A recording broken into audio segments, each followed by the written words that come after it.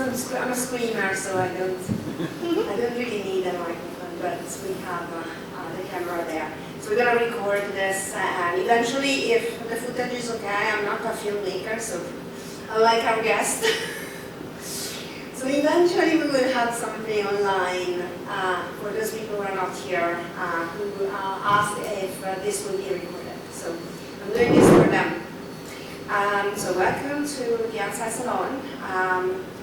So you guys were all at the concert last night, and yeah, I can recognize some of the faces. And again, thanks so much for joining us. I received some amazing feedback. So we are gathered here at, this is a William Doo Auditorium at the new college, which is my home, the university.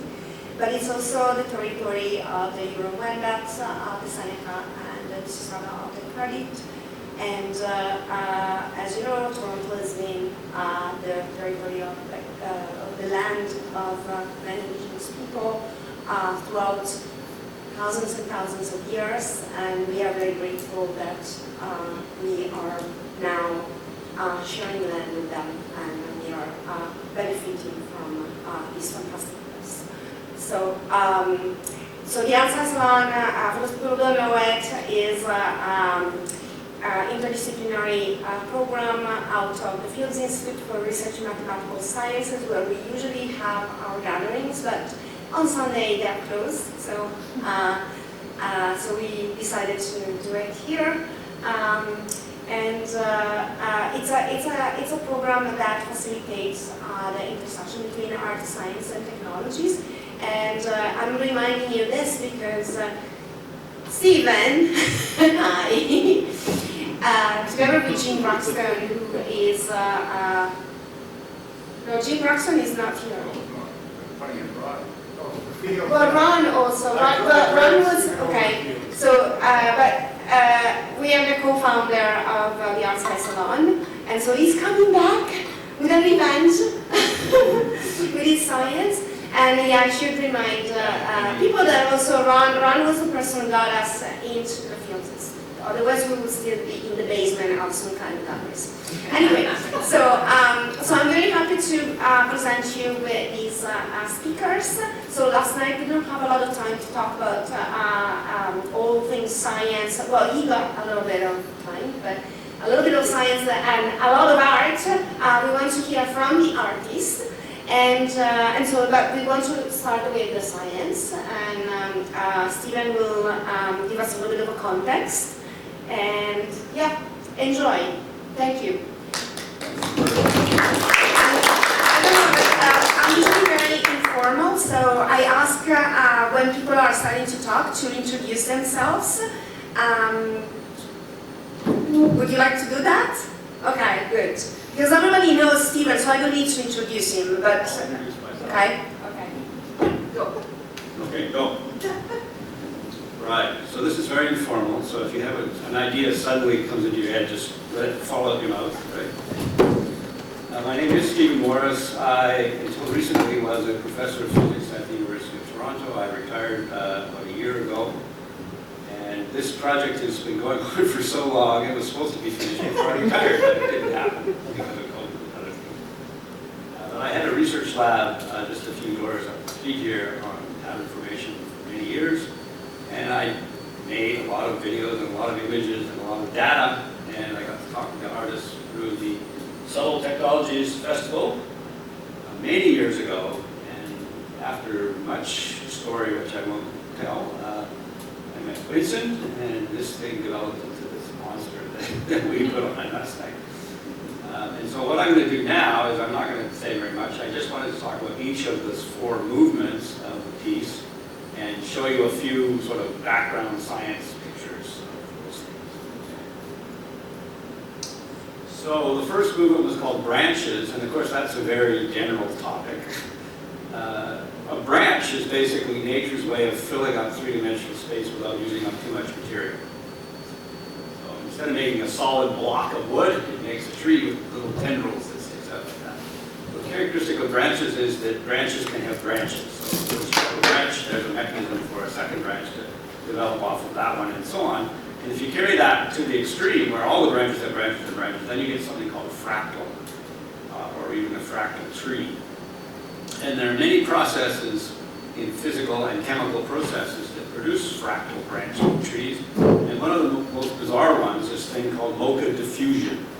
And the story is that back in the 17th century, some clever potter accidentally discovered while chewing tobacco, if they made a solution with tobacco juice and some kind of coloring agent in it and put it onto wet clay, that it would not just spread like a drop, but make one of these incredible branches, branching structures.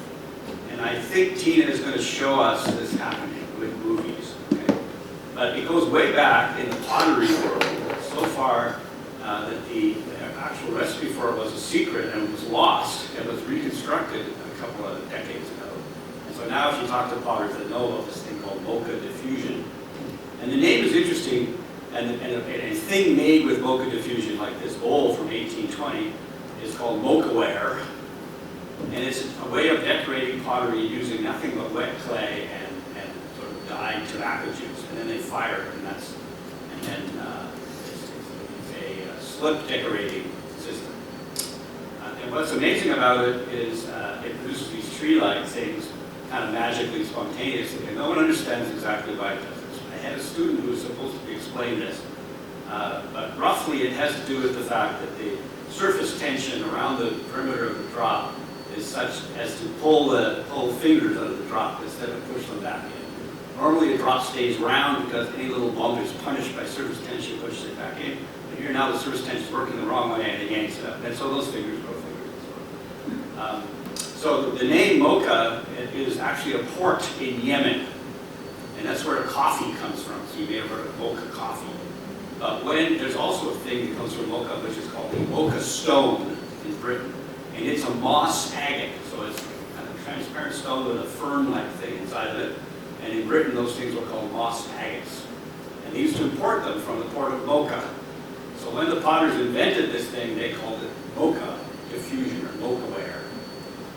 And this guy, Jonathan Rickard, is a collector of vintage pottery, and he contacted me after I put pictures of mocha diffusion on the web. He contacted me, and he's written a whole book on collecting mocha diffusion.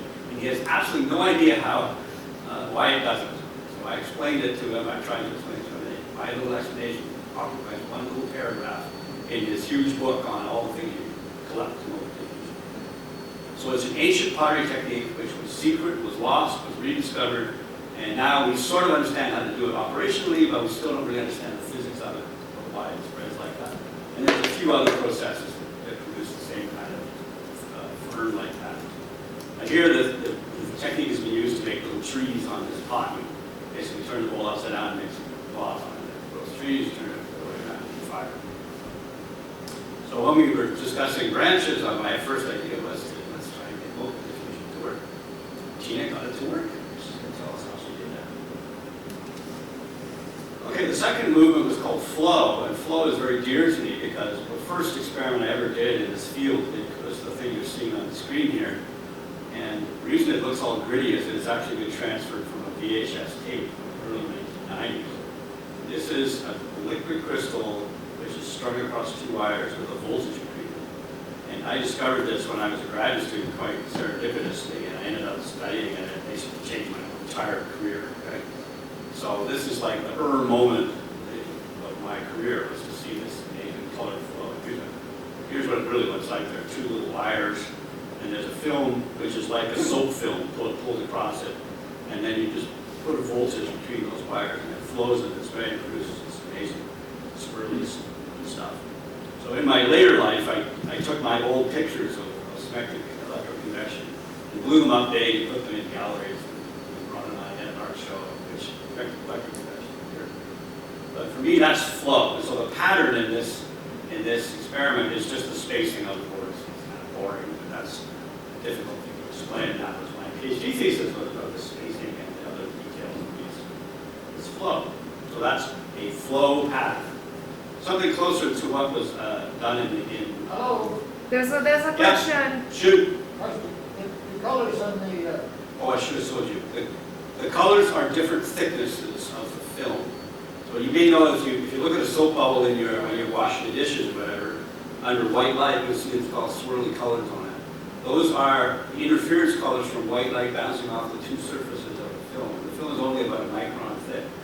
So when it's close to the wavelength of light, then you get bright colors. So what you're seeing is the thickness variation. The colors? Sorry? Are these enhanced colors or are these what you would see? I may have pushed the color. You don't have to because it's very bright under the right lighting. Okay. Oops. So something that's an experiment we did, which is a bit closer to the tank experiment that Lee and I do talk about, is this another art piece made out of fluid mechanics. This is an injected plume, so there's kind of a blast of blue dyed water shooting up. It's actually got glycerin in it to make it thick. And it turns out that a normal plume will make a kind of mushroom head like this vortex ring and progress upward. And if you do it in a different mode, that ring breaks down and makes this thing we call it kind of spurt. So you see this is actually as a function of time. And so the last one on the right is the same as the one at the top left, except that it's kind of broken free of its vortex ring.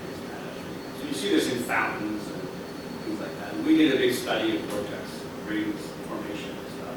And there's, if you want to work on the paper, there's the paper down there. And I've taken this same picture, which is exactly the picture published in the journal, in that article there, and I just put it, made it big, and stick it in the art gallery. Okay, the third movement was cracks, and Quinsin's piece called Winding Tessellations is based on this video, which I'm going to show you. It's called Watching Mud Dry. It's by a wonderful Dutch descended student, Mary Miedema, from Orangeville, and she made the following time-lapse movie of mud crack drying.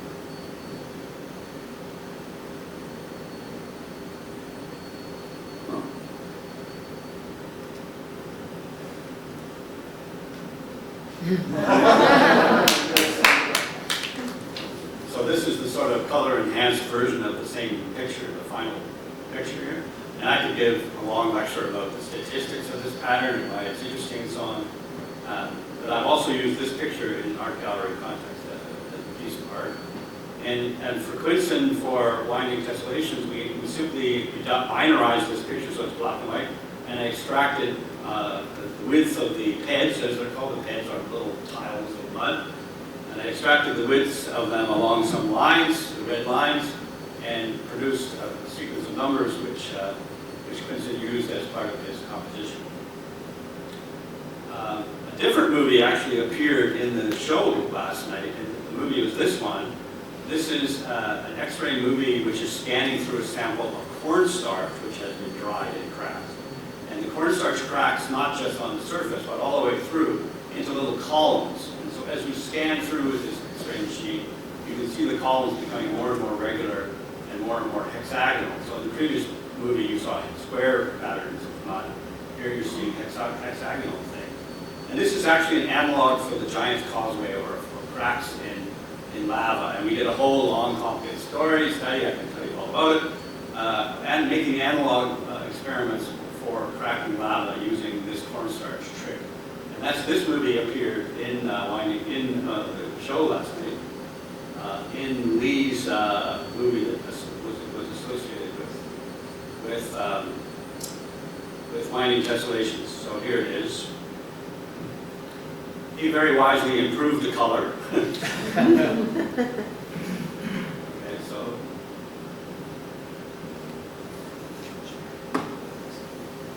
that was taken from rehearsal in New York, so it's a slightly different stage. The fourth movement is Ripples by this guy whose name I can never remember. Udo. Ripples are a ubiquitous pattern. Anything that's kind of striped is called ripples. The most famous, obvious example that everybody's seen are beach ripples. So when the waves move, water moves back and forth over the sand, it develops a rippling pattern. And I have like thousands of pictures of beach ripples that I've taken everywhere. But the ripples that we really wanted to talk about were ripples on icicles. So here is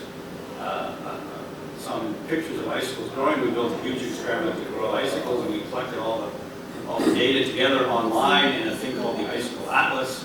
And the Icicle Atlas is an open source database, and it contains, among other movies and pictures, but also data of the topography of the edge of the icicle.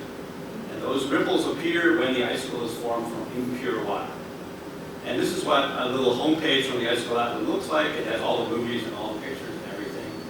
And there's a thing called the Icicle Rogues Gallery. You can click on any of these icicles and pull down whatever you want about that particular icicle.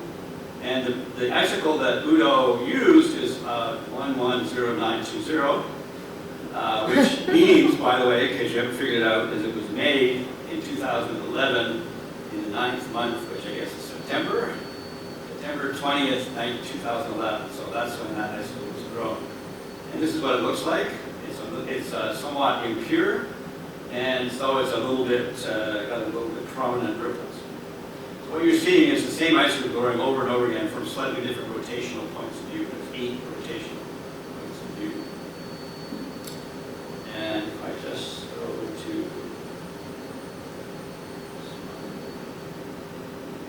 what's the time frame for growing an icicle? Oh, it takes about 6 hours to grow the icicle. So here's the Icicle Atlas run 110920, and here it is in the data table. So it's just one of a couple hundred icicle Atlas. Okay, so I can show you. You can browse the raw images. Any image you want from the movie is in here.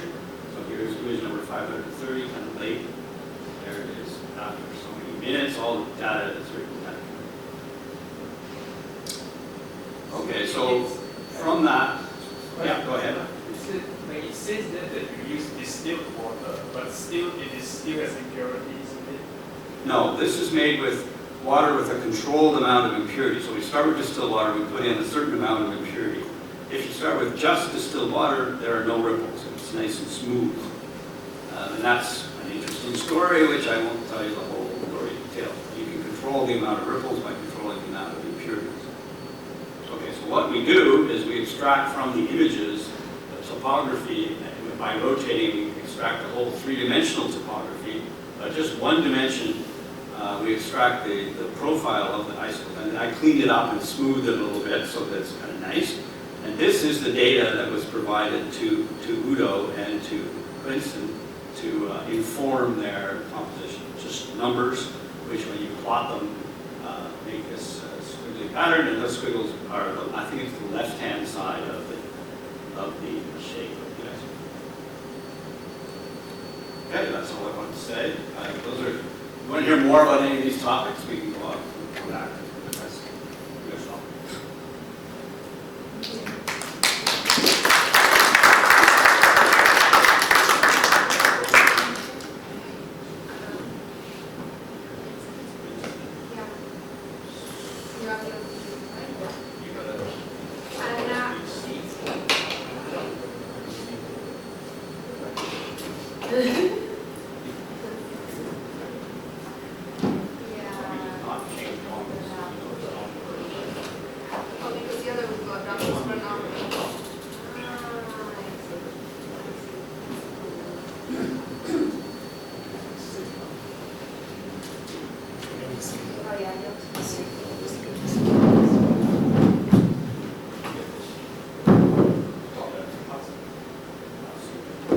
Careful, the mic is on.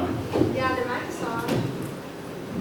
In the meantime, if you have any questions for Stephen, while we are doing a little bit of a quick setup, while Quincy is opening his stuff. It's already working. But he's already in. I can see the yeah, there you go.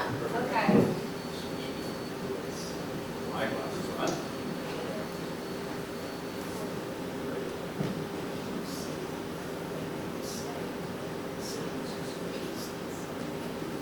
Hey everybody, my name is Quinsin Nachoff.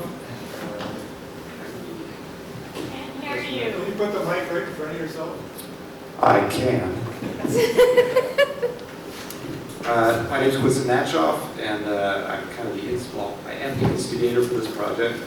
I was curious many years ago. I wanted to do some kind of collaboration with a scientist or mathematician, and I didn't happen to know him myself. So I reached out to my friend John Russin, who's a jazz guitar player, but also a philosopher. Like he might know somebody that I would be a good fit, that would be willing to work with artists or musicians who are not physicists or mathematicians. Stephen, because we were friends and long story. Anyway, we got in touch and we started off, I think the first thing we did, bounce. We did a very, very simple, just a bouncing ball, and I wanted to try to turn that into a piece. Just taking the basic data. And at that point, I didn't have any computer software to help me, so Stephen wrote a little program for me that would help generate the data, and then I had to take that and spend hours by hand mapping that onto musical forms, which I can tell you is not very fun. So fast forward a few years, and there's now software that can help turn data into musical form. This program that I'm working with here is called Opus Modus, and it lets me take data and I can spit out musical notation. So I'm just going to sort of walk you through the process of how I do something very simple. If you were at the concert last night, perhaps you remember there's a little introduction to the fourth movement. It's this crazy piccolo part that sort of introduces the start movement. I'll play it later, don't worry. But I just sort of wanted to walk you through just the process of how I take data, manipulate it, and then I have to go through a few steps to get to something that can be in front of a musician, and then they can interpret it. And we'll hear different versions too. The computer playing it is not very exciting, but we'll walk through it. The first thing, this piece is, as Stephen mentioned, we were using icicles for a lot of the data. For my part of it, I took the two sides of the icicle. It starts very wide at the beginning, and it's more and more narrow as it goes along, with all these ripples on the top and bottom. So I mapped that onto the register of the orchestra. So at the beginning of the piece, there's a giant range in the orchestra. We're going from the lowest notes of the bass can play, and this screaming high piccolo part, this very first movement. And then gradually, as the piece progresses, it's narrow and narrow and narrow and narrow and narrow until at the very end, the whole orchestra is on a unison note. Little variations on the unison note. So that's how I squish the icicle data into there. I'm sure if you were just listening and nobody told you that there was an icicle involved, you would probably not be able to discern that on your own. But for me, as a composer, that's very fun. Composers do nerd goofy things like this all the time. For example, like Bach, for example, used his own name and turned it into a little melodic motif and then went crazy with it for a whole piece. I mean, it's just things composers love doing, like inside jokes to either themselves or other composers. So this is a little bit from that tradition, but I like the fact that it actually has something visual connected to it and has some science and math. So for what I'm just going to show you is, I'm not going to demonstrate the giant icicle thing because that's a lot of data that would make my computer work a little too hard for a demo here. But I needed a little introduction to the piece because we wanted a break between the third movement and the fourth movement. The third movement is cracks, so I thought it was really important to have a pause before we start the fourth movement. Just because there's been a lot of information, a lot of music, and a lot of visuals, and it would be nice to have a crack in the musical form and the visual form for a moment. But then we needed an intro to get us to the icicles. So the first thing I decided was I wanted to be for the piccolo. So the piccolo is going to be the highest instrument, and it would be a nice thing for this crazy piccolo to sort of set up the whole fourth movement. So for this, I'm not going to get into the details of all the code. I don't know how many people are comfortable reading code, but I'll speak in very general terms so that this block does this thing, this block does that. The first step was I needed to create something. I needed to create an icicle-like, ripple-like structure that I had a lot of control over. So I set up with the code here at the beginning. It defines how many waves that I want. So here there's 3.75 waves And how did I get that? Well, I juggled the numbers to get something that felt nice, where I wanted the piccolo to start and where I wanted to start, to reach the top of the icicle data I was going to use. So here, this code here is kind of setting all of that up. So run that, and then this little thing will spit out this curved format. But still, this is still flat, this is horizontal, and I need it to go like this. So I gotta do some more code to let me do that. Set the slope, alter all the y values, and then I spit it out so now it's going up. This is no music yet, this is just visual. And not really that exciting visually. It's nothing like any of the filmmakers are doing. But in music, if I have too much detail and it's too visually interesting, it just is too much information to turn into music. So I need to really simplify things to do that. So here I set up the first pitch where I'm going to start. And I start mapping these pitches. Start mapping the pitches onto visuals.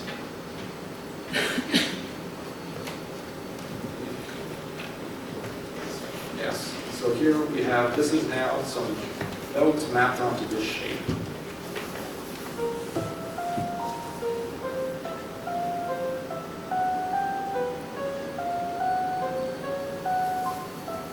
So each of these points here is a starting point of the note.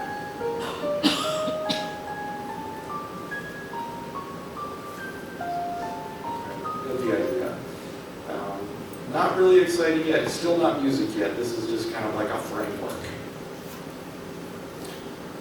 So we need to do something a little more, a little bit more interesting.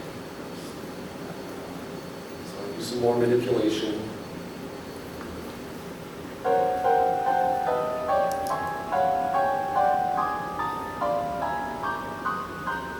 Determine the chords.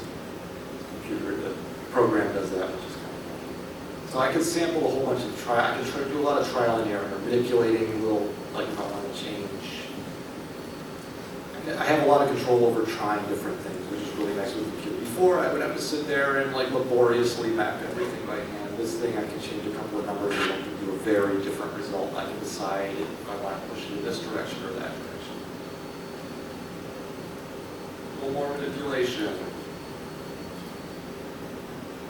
So I think at this point, yes, now it's added some rhythms.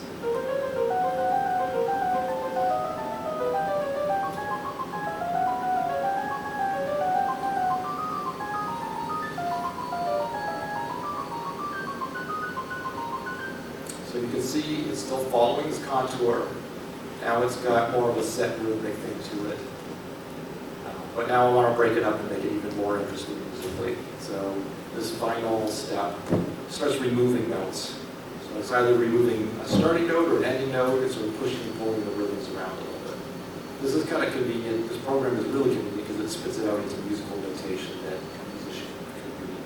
So it's taking the data here and it's now turned it into something that I can give to a musician and they have a whole book playing if they're very good. So this is now basically what you just heard, but removing different parts of it.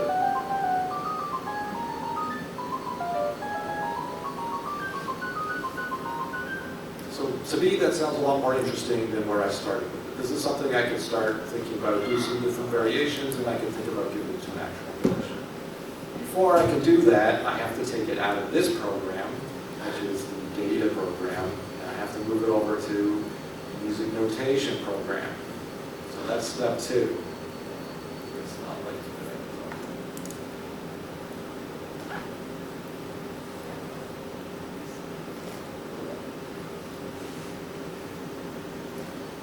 I might have to restart this one.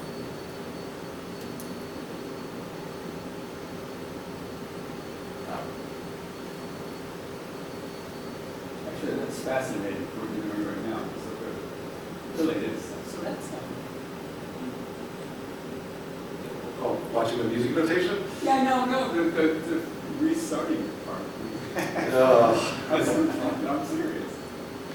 I'm trying to reload it because when I unplugged it, it got wrong.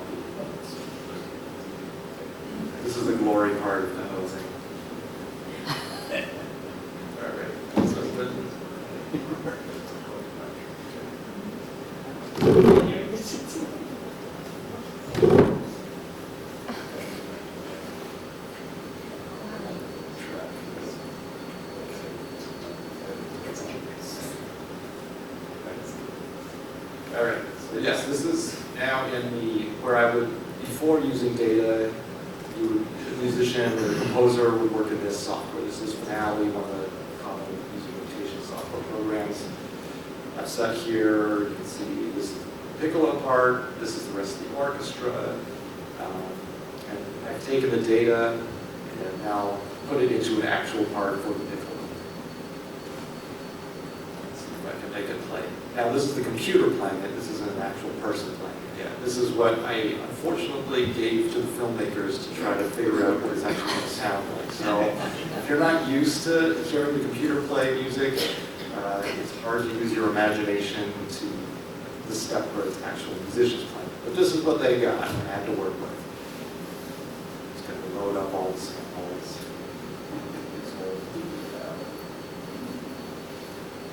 Oh, 1 second.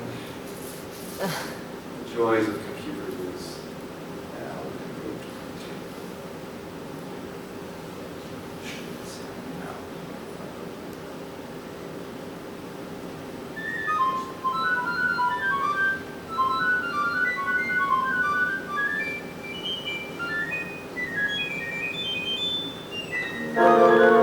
so that's the intro, but computer playback.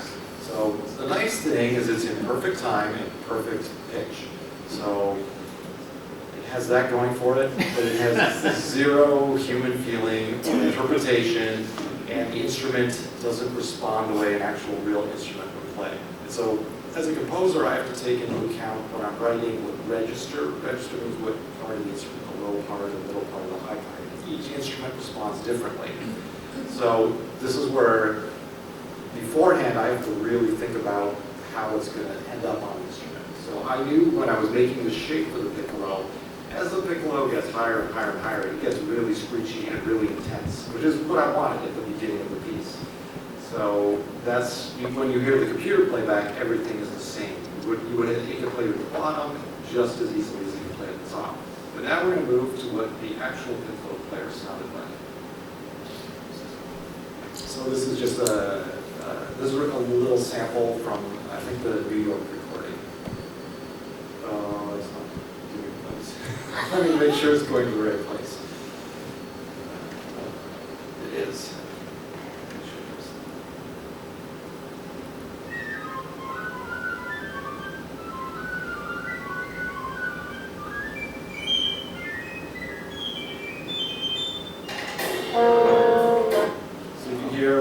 Now that we've gotten to the actual person playing it, there's a lot more interpretation. They're adding a little bit of vibrato. As it gets higher, it gets more fierce on the instrument. It's more difficult for them, which is an intentional thing. I want that feeling of I don't know, we might not make it.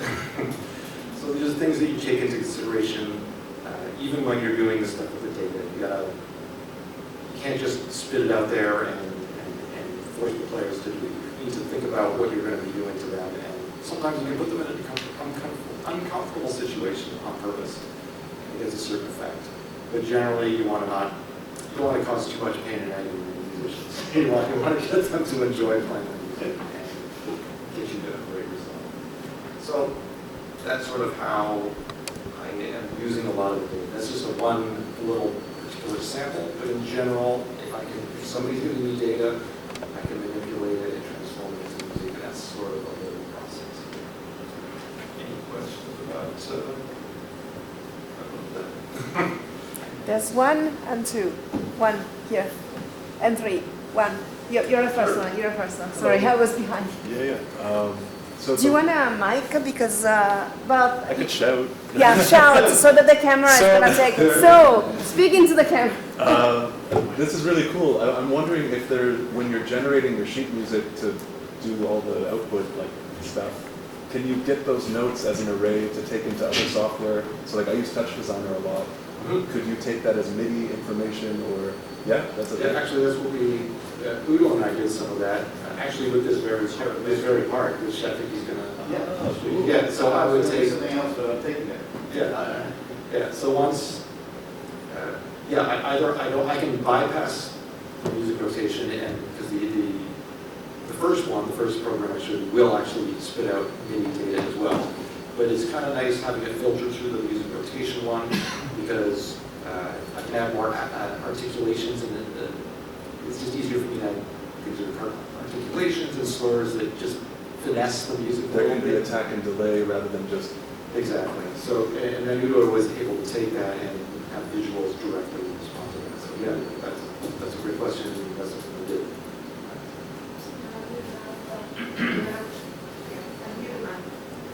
Well, Yes. Yeah, I'm just, you might have said this already, and I missed it, but I'm curious about your data software. Like, first of all, what language is that? it's called Opus Modus, and it's built on Lisp. So although, if you're not familiar with Lisp, it's like a very early artificial intelligence programming language, which is very good at manipulating lists. That's why it's called this processor, or list processing. So I had to go back and like really dive into learning Lisp. You don't have to use this particular music software. Like, it's got a lot of built-in functions that if you weren't a great programmer, you could still do a lot of things from a composer perspective. But for me, I have a very old background in computer programming, so it's very fun to dive in. You can write your own functions. So this is like, I guess, open source. It's not open source, they charge for it, Yeah. but it's reasonable for what it is. It's kind of unique and versatile. If you're willing to deal in a non-graphic kind of universe, which is tricky for musicians. Unless you have a programming background, it's going to be intense. I just have one last question, and what is it that drew you to this particular? Personally, I use Super Collider a lot. Yeah, Sort of like languages as well, but I'm just curious, yeah, what Well, actually, it's funny you should mention it, because the Opus Modus just developed a direct link to Super Collider, so I'm looking forward to something for that. Super Collider, for me anyway, I use it a lot more for generating synth sounds or electronic sounds. Opus Modus will deal more with a musical, more traditional music notation. So like I can get it out to musicians a lot easier than if I were to write something in Super Collider and then try to get it to something that would go on a part for a musician. But they both are great programs. You ended up with 4 movements, flow, branching, tracks, and ripples, I think. How did you decide on 4, and how did you decide on these 4 out of all of Stephen's work that you could have chosen themes? And if there was a 5th movement, what of his work would it have been?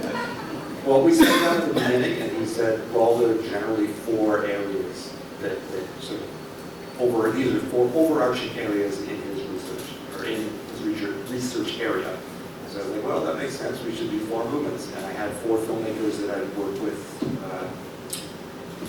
3 filmmakers that I worked with previously, and then I asked you to do it for a 4th one. And I specifically wanted very different styles, because I wanted the visuals to be different. Each movement would have a very different flavor or feeling to it, and used different data. Like, they all have different characters, but then because my music is the connecting glue between it all, I got to make some executive decisions so that it would hopefully have an overall feel to the whole thing.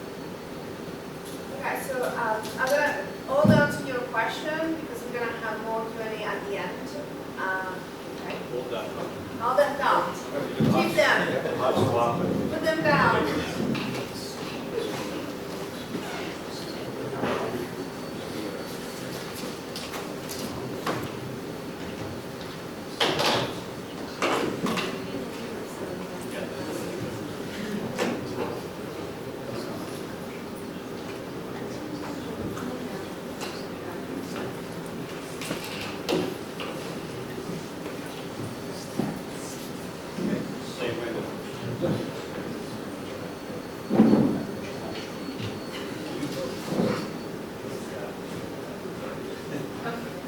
Okay.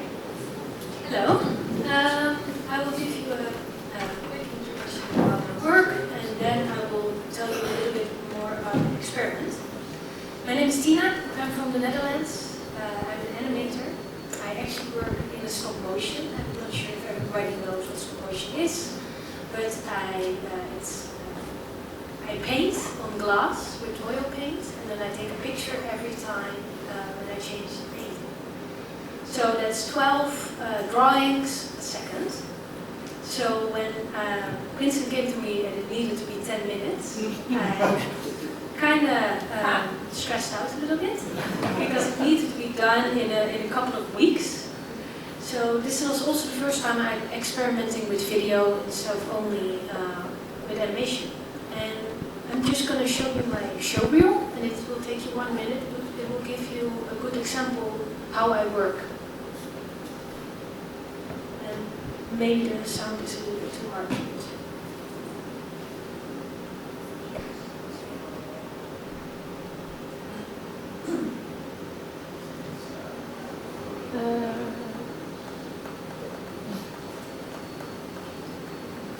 Suspense.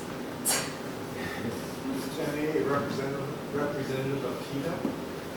Yeah, in Dutch it's Tina, Yeah. and then the number is 10. I couldn't think of a name.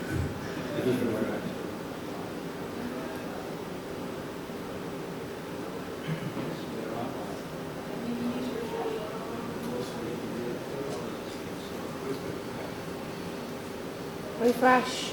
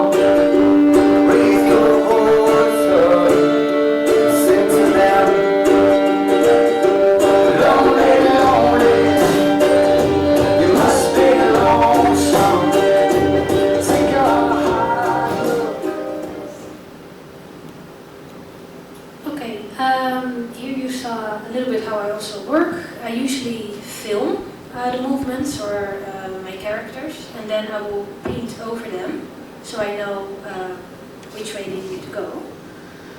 And now I will switch computer.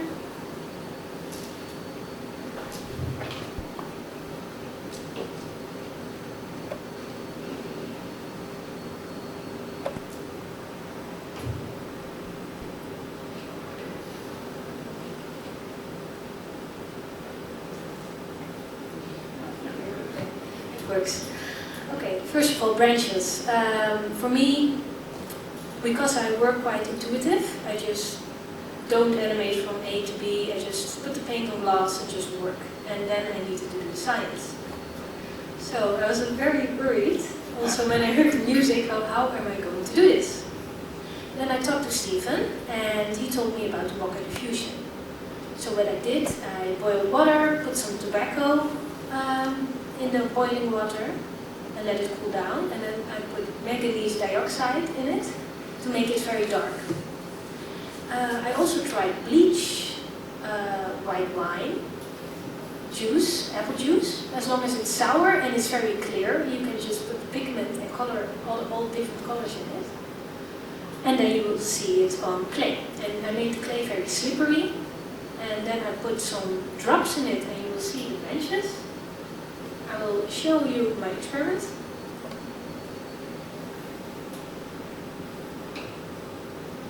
Okay, this was my first experiment, and you see a few of the branches coming out, here and here. But the silly thing is when I even put the tobacco juice on it, it blobbed. And then very slowly the branches came out. So I was experimenting with a lot of textures, like how many pigment do I need to use. You always need to shake because the pigment goes to the bottom. And how less pigment, yeah, you don't see it that much anymore.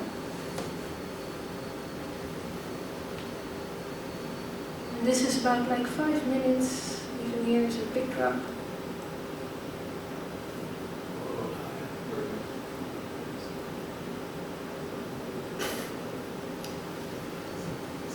It's very important when you use clay, you make it very thin.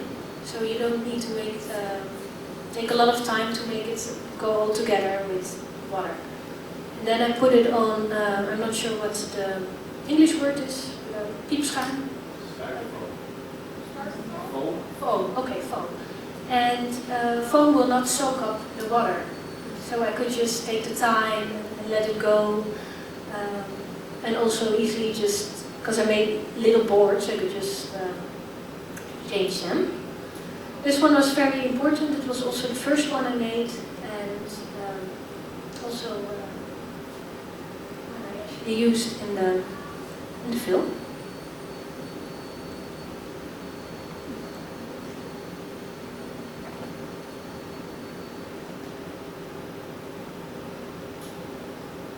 And in the film I played a little bit with the montage, speeding it up, making it slowly, doing things in reverse.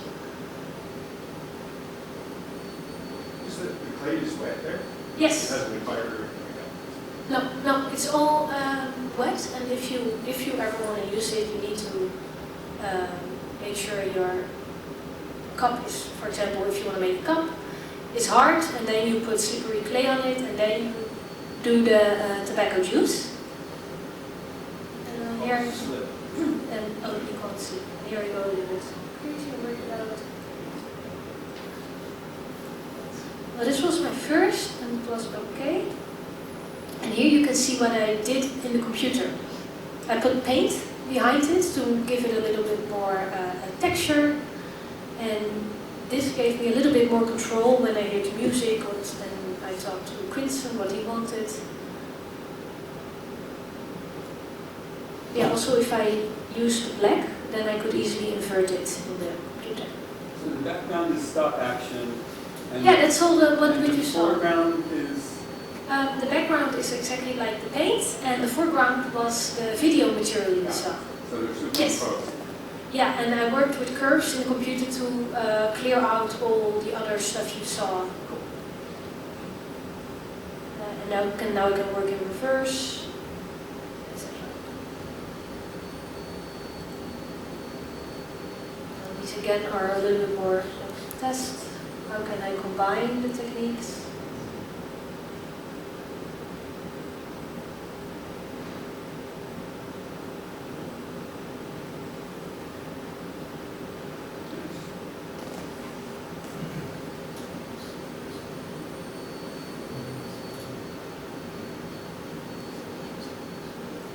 And here I tried another color, blue, because I can also invert it.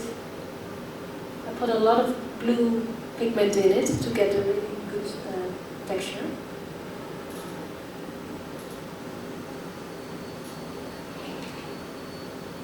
And then I just tried to turn it around every time. And here you can see the branches meeting each other. And here again, you already see the pigment is going to the bottom, and then it's less clear. It's very different from the other one. You mean the pigment is sinking into the clay? The pigment is in the tobacco juice, is sinking to the bottom. So you can use it only once, or you need to shake it a lot, and then put a drop. But it easily, it's not really compacting, going together. So there's another question here. What's the angle of your plate? Oh yeah, that's a good question.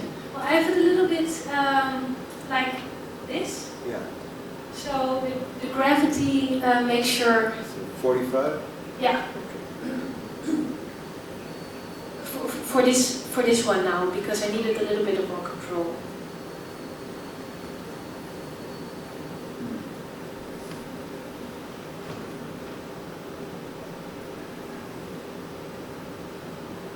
So each one's like a different species of tree. Yes, and you never know what they're going to do. Right. That's a maple, that's an aspen. Yeah.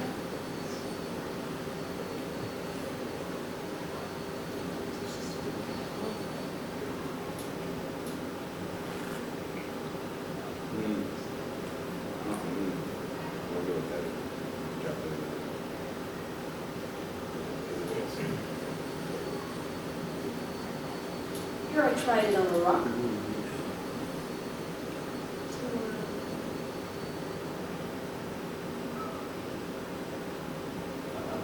I've noticed the blue works really good, even better than green. I'm now back home, I'm experimenting with red clay and white pigment. It's very satisfying to watch.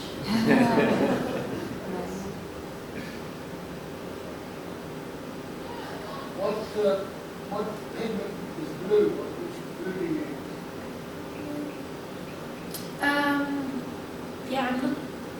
A light blue. And if I want, because it gave me a little bit more opportunity when I used the manganese dioxide, I could make it darker and darker and darker. But light would be a little bit more tricky.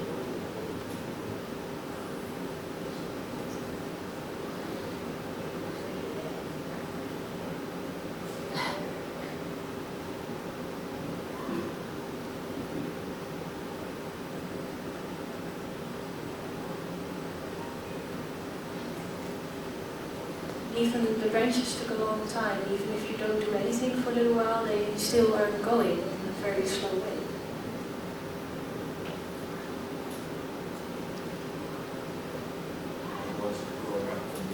Yeah, exactly.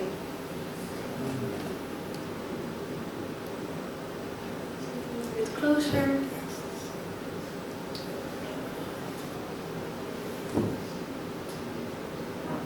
But it had to go very fast because sometimes the clay was too dry and then it wouldn't do anything anymore. And the tobacco juice was too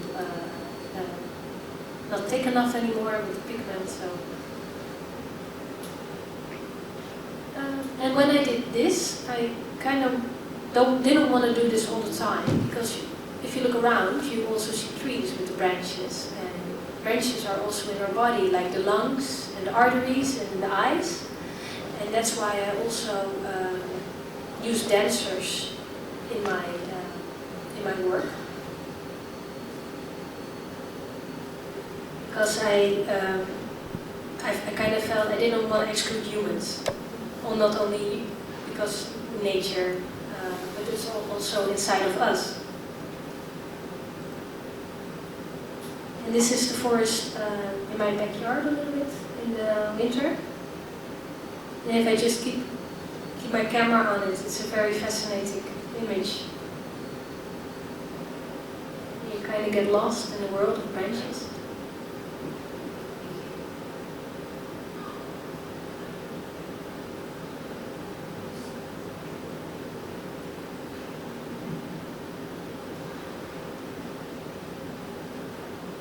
Well, this was a little bit about my process. I'm not sure, do you guys have questions, maybe?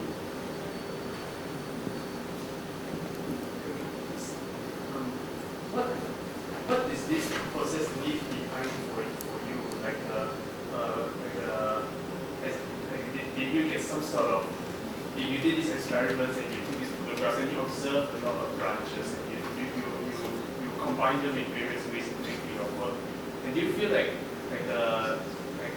this gave you some impulse for the way you think about your art beyond this project? Yes, definitely. I see branches everywhere now, for example, and I was quite stuck in the animation part, like always doing hand-painted, frame-by-frame animation, but now I'm experimenting with video material and letting go a part of making characters move and tell a story in a literal way. Like abstract work is something this project really has given me. And I really love to learn more about science and combine it with my work, so that's what I did. What do you mean by when you say abstract work? What does that mean to you in this context? Well, at the Art Academy, we really learn to create characters and make up a story and a beginning, a middle, and an end. And sometimes, for example here, I just now sometimes stare at the trees for a long time and I forget what I'm looking at. And that's also in the film, for me, a little bit like, sometimes I forget what am I actually looking at. It's more an experience than a story, in a traditional way. You worked with dancers before, or what was it like? I'm a dancer myself, so I always film myself. I know what to do, I listen to music, and then I do improv dancing. Yeah. I have a question. So let's take the last question, and then we have to do a little bit of experiment with the lights so that we can figure out how to turn on and off these lights. I never, how to. Yeah, last question, and then switching over. You mentioned you have a couple of weeks to do this, which is super impressive. I'm wondering if you have more time, are there things you would like to try or experiment on with this method? Yeah, I might even dig a little bit more in the anatomy of humans and where we could see branches. So I would love to maybe make more dancers and work. Yeah, that takes a lot of time because it's. Yeah, and also now I have trees and I have mocha, but I'm curious where it branches more. Like with snowflakes maybe or ice. I would love to do more, and with textures. So if you have more for me, Okay, thank you.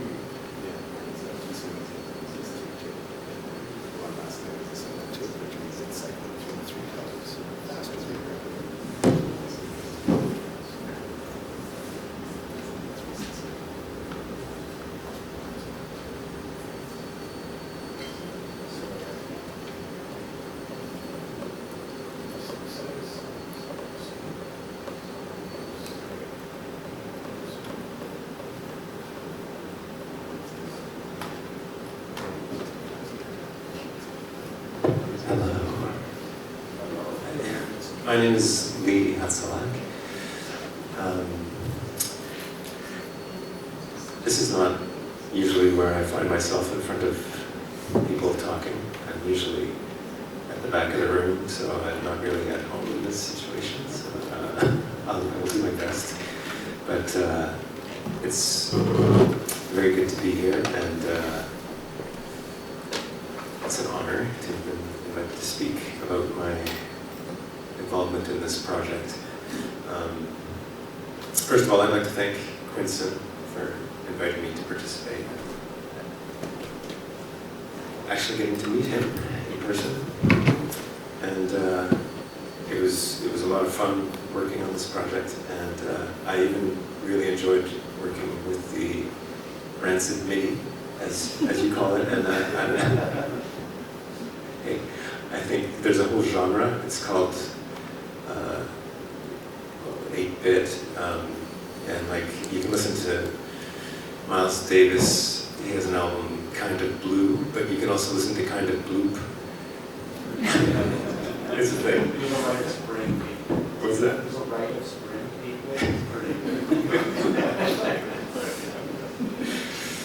So a little bit about myself. I'm from Vancouver. I'm a musician and self-taught musician. I have a keyboard, but I put letters on them, on the keys, to keep track of where the letters are.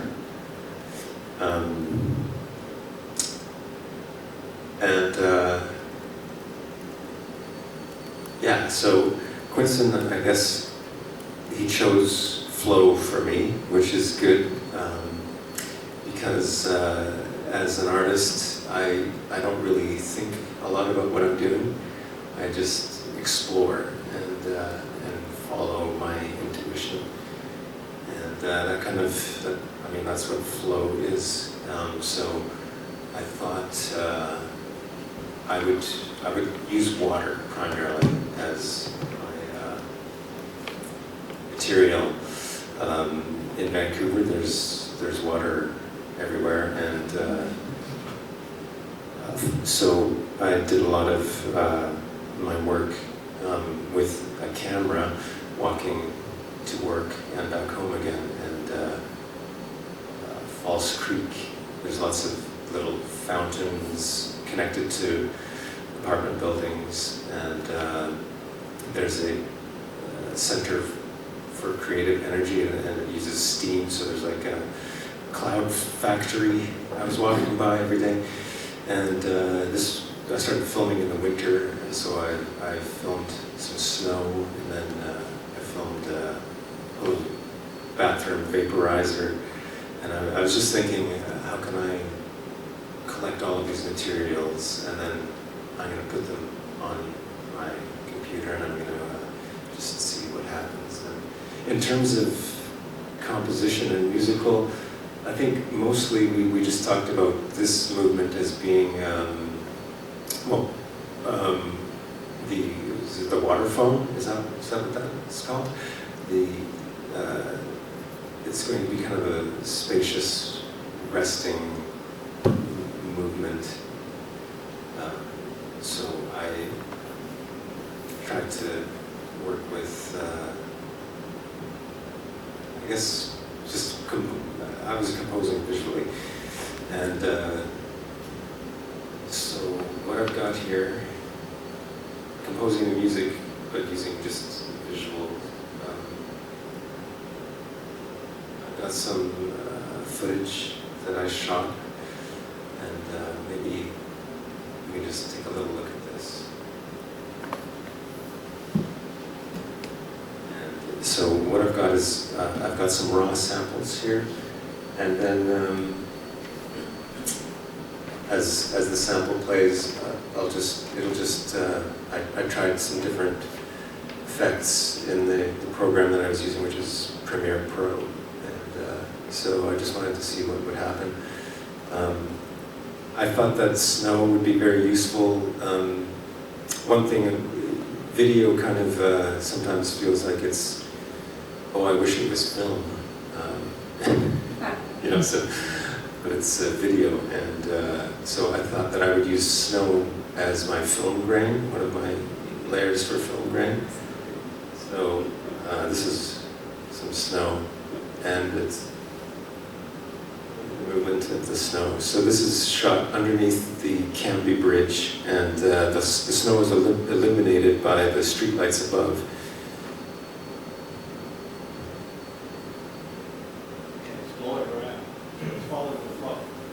The movement of the cars is kind of like stirring it up.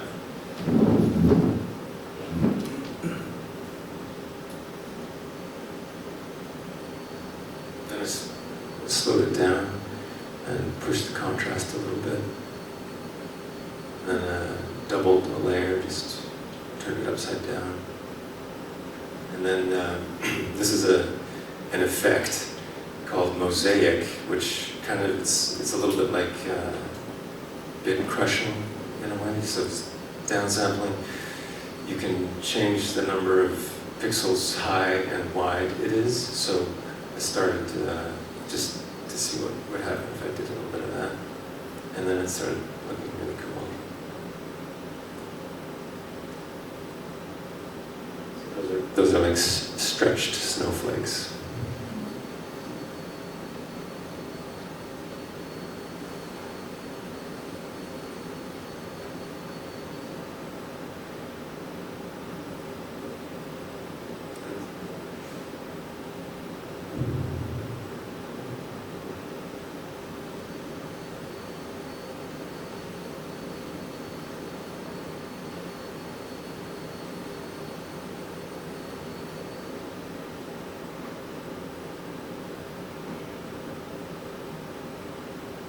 there's those same that snowflake footage just stretched to make like streaks in film. And this is the steam factory.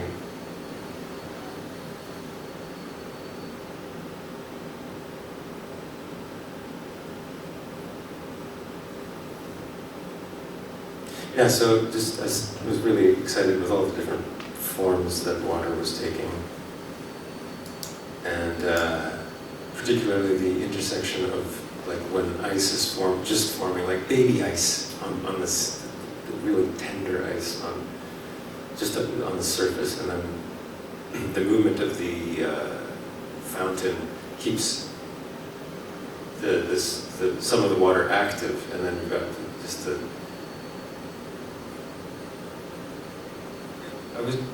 To some extent, I was also thinking about how the intersection of these movements would go. So I was also thinking, like, here's cracks meeting ripples.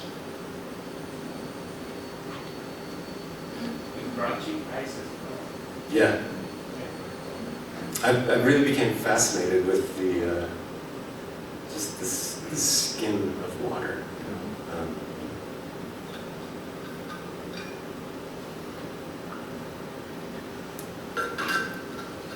Started to take an oily feel for me.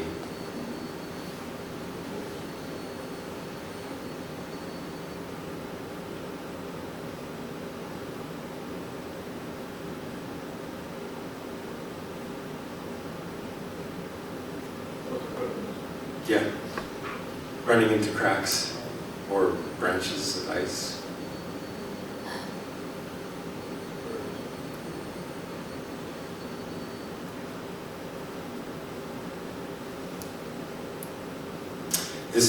This is shot through a piece of kind of like a magnifying glass.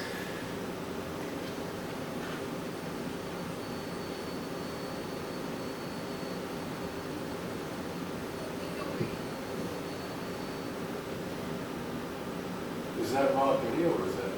Yeah, this is maybe just pushed the contrast a little bit, but other than that, it's just and slowed down.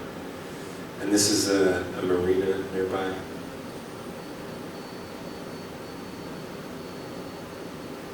So one thing, like music and the visuals, I was really thinking about is waveforms, and these look kind of like sine waves to me, and with a little bit of what Premiere Pro calls smooth noise. Some of these shapes right there. The computer can take a straight line and wiggle it just like this.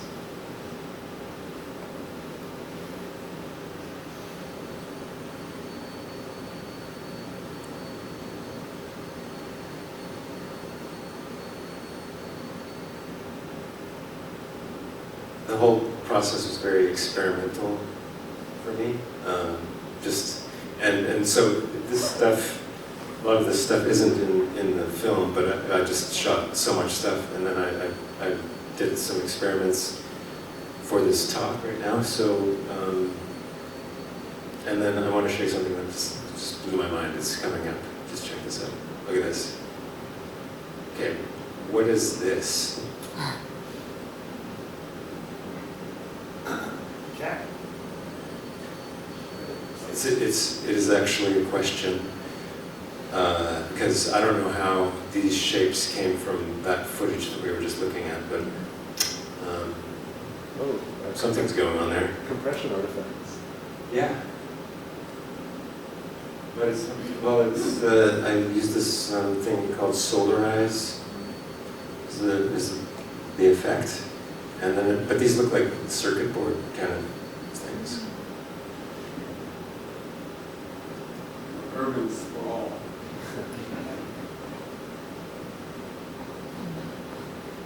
Did that just happen in one part of the image? Yeah. So I zoomed in on it. Just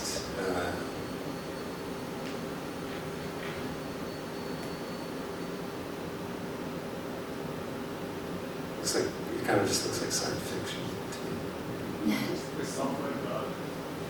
Did you still have? Did you A still what? have It's the, like a software bug. Did you still have the layer of the stretched out snowflakes under there?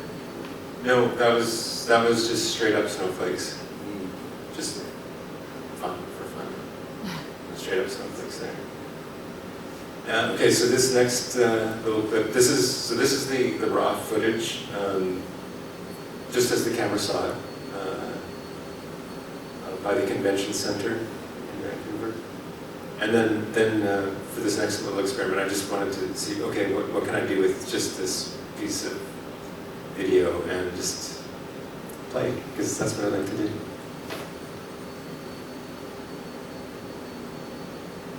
So this is the solarizing effect coming into play here. Just a second.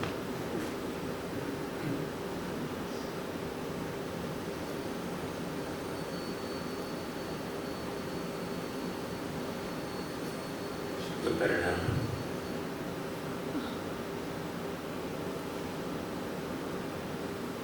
You see all these little squirrely things happening in there. That's okay. There, on the side, there's some snow coming back in.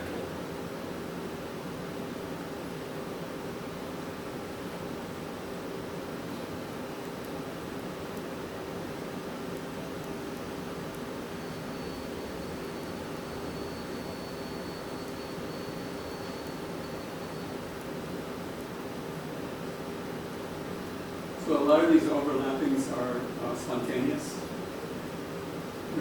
You're going with the flow, I was going to say. Yeah. Yeah, I mean, to some extent I have an idea of what certain things might be good through experience, but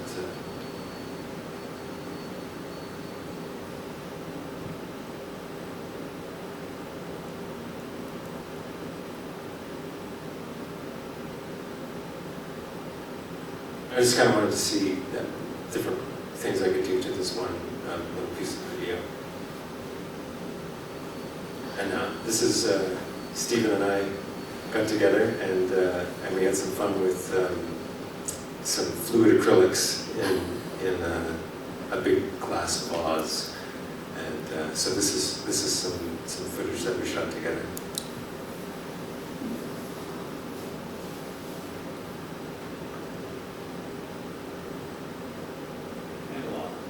There's my faux film effect.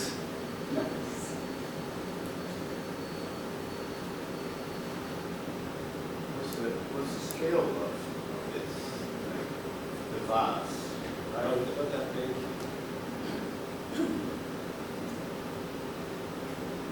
So this is a relatively small space that you were working on? Mm-hmm. Zoomed in, so it's not facing like the whole tank. This piece here is, I just think is so beautiful. These shapes.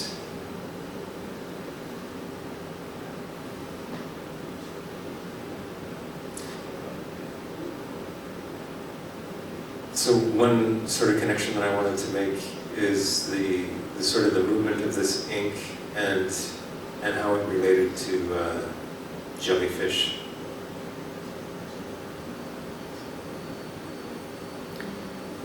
From the aquarium.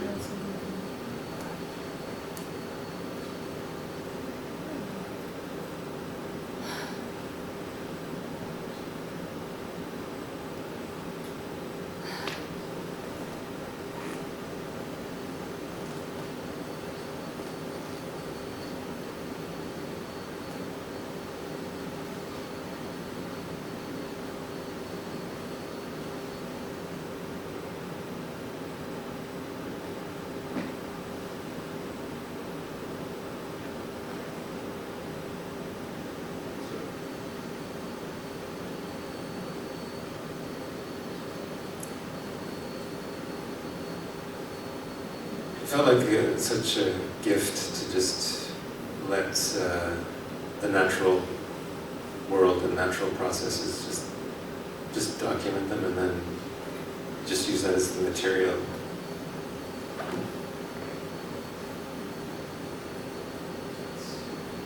That's basically it.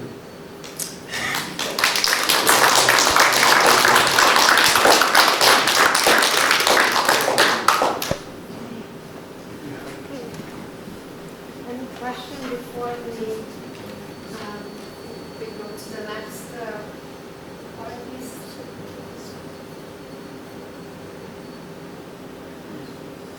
Yeah, Stephen. It's interesting that we both independently sort of discovered the same jellyfish. Because I took a lot of pictures of those same species of jellyfish. How long did jellyfish live? I wonder if maybe we did film this. I went to the Marine Ecology Center in Victoria, where they have a blue background and orange, illuminated orange jellyfish. I remember that picture. Yeah, and I've taken, in the gallery, I put up pictures of jellyfish. And as I was saying, jellyfish is a vortex, green vortex making machine. So it's not an accident that the top of a flume looks like a mushroom or a jellyfish, because the fluid mechanics of the way the jellyfish swims and the way the vortex moves are quite similar to each other.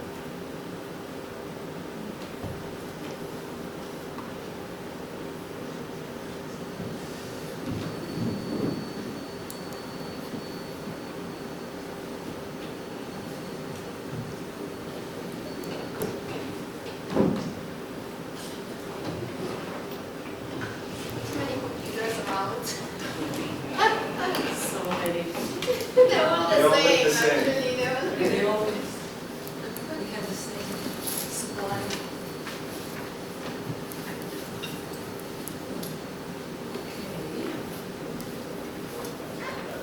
Mike.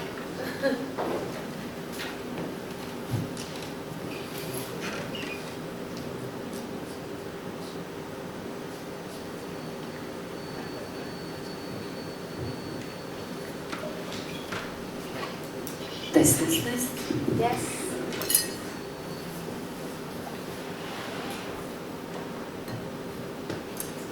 Okay. It's funny that nobody decided to actually use this one because that's the easiest. Hi everybody. My name is Gita Blak. I worked on the third film called Cracks. So I'm going to give a little intro, just general about my work, and then I'm going to mention two projects that actually brought me here today, to Quinsin and to Stephen and the rest of the crew. So I'm a visual artist, I'm a filmmaker, I'm also an educator. I'm invested in the moving image, performativity of archival practices, and cultural histories as well. Mostly I use analog lens-based media like photography and 60mm film, prints and artist books to honor the tensions between personal and collective histories on the edge of erasure. My work often involves collaborations with musicians, activists, urbanists, and students through workshops and performances, creating sites to practice different forms of collectivity inside the framework of contemporary art. So I arrived at my artist practice through music and performance, which is rooted in the 90s era youth subculture in Yugoslavia, ex-Yugoslavia, Croatia, where I was born, and where I was a part of the Zagreb's all-girl noise punk band called the Šizedviklers. So as agents of larger anarcho and eco movements, we rejected pervasive ethno-nationalism and sexism of the times. And this kind of experimental environment that we created offered to me principles and methodologies of resistance that translates into my art practice till this day. Centering spontaneity, rebellion, play, my work quite often begins with different kinds of found objects, old magazines, garments, discarded educational films.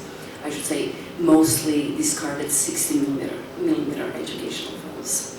So I subject images to different miscellaneous processes such as collaging, assembling, burning, bleaching, and painting.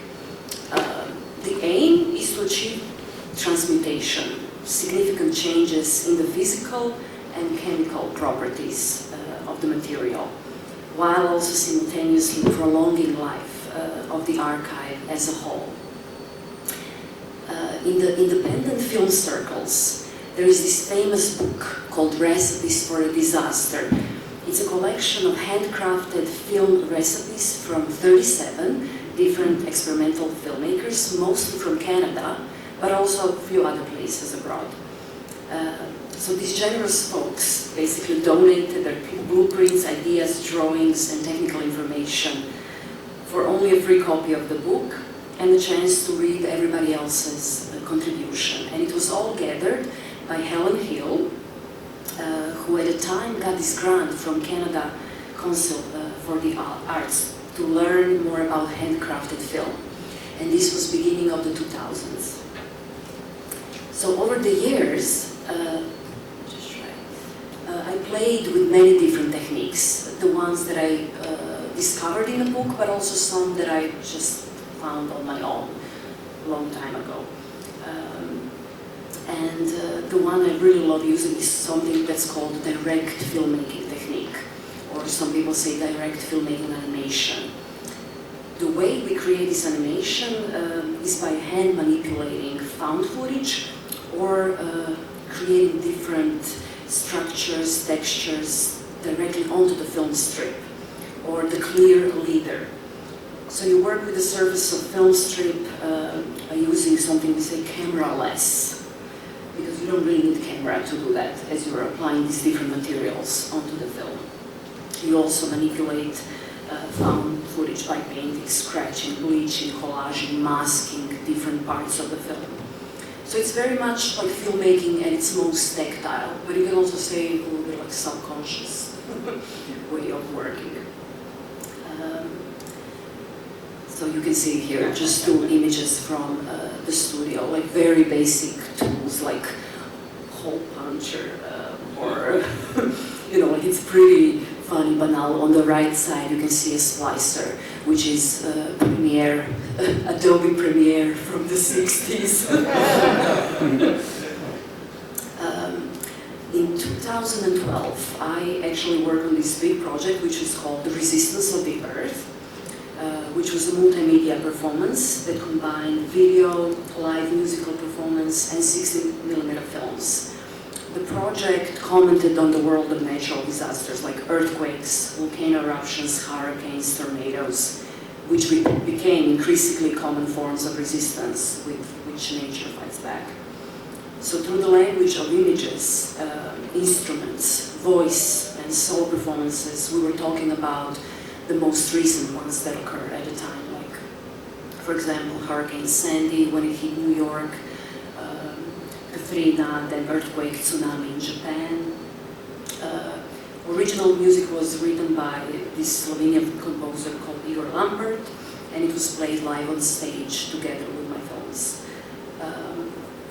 So films were in its original format, all educational films that I got from eBay. From the 60s, so they were used in schools to teach students different things. And through the use of direct filmmaking animations, I manipulated each of these films. Basically, I reanimated these old film strips, playing with the ideas. I mean, I was interested in the ideas of like destruction, recycling, reuse, renewal. So this is just one image that I have from the stage. Then, 6 years later, in 2018, through a musician friend, I was introduced to Quinsin, and we collaborated on this other short film, which is called March Macabre, The Dance of Death, which is an artistic genre allegory from the late Middle Ages that talks about the universality of death. I created another short experimental film for his composition called March Macabre, which was on his album Path of Totality. The film also features Orlando Hernandez, both in music, and film. And this piece explores themes of current political climate, immigration, order, and freedom. So I mixed the footage of Orlando dancing, doing tap dance, with scenes from Ellis Island and 4th of July celebration. Then, after we finished this piece, very soon after we actually started talking about Quinsin's idea for patterns from nature, and I'm very happy he chose cracks for me. I would say he's very intuitive because he really found like perfect patterns for all of us to work with. Unbelievable. So yes, in the beginning, you know, we had these brainstorming sessions, all filmmakers, Stephen, Quinsin, and I, but then we also had more individual ones. So I was meeting with Stephen and Quinsin on Zoom. And the way we approached collaboration in the beginning was just like exchanges. I was sending to Quinsin, for example, some stills of different cracks that I would find. So this was just totally the beginning process. And then eventually when we found like this perfect image we thought, then Quinsin actually plotted each crack. You can see maybe a little bit on the middle image. So he mapped everything to 10 minutes because this was like this ideal time we were dealing with. That was the length of the film. So think of this as some kind of like a rough template, which actually later brought us to this idea of 5 different segments of the film, 5 different moods that this film has. This is one image. So cracks as forms, to me, they create like these really beautiful, captivating patterns. You can see them everywhere. Dried matte image, or the polygonal networks that cover polar regions, both Earth, Mars, and so on. They can be controlled to some extent, for example, in the paint used in art, like egg tempera, or inks that I used, also like fine pottery glazes as well. But then through my research, I also learned how natural crack patterns can be interpreted, for example, in the dry blood droplets for medical or forensic analysis, or maybe to understand how scales develop on the heads of crocodiles. By allowing cracks to repeatedly form and heal, I started understanding how this pattern can evolve. We can also look at the cracks formed on starch and lava, different cements. So this one is from lava. But again, like all of these ideas, came from me talking with Stephen, because I wasn't thinking of these materials in this way before. So the way I approached these 5 different moods and kind of like concept, how can I structure this film, was through the use of 5 different filmmaking techniques. The first was the footage that I shot on this island called Šipan, which is very close to Dubrovnik. So with my Bolex camera, which is an analog 60mm camera, I was shooting in close-up these rocks that I found on an island. Then like second type of technique I used were these abstract color animations, which look like thousands of little tiny paintings that I created mostly with different kinds of inks. I was also using 2 types of found footage.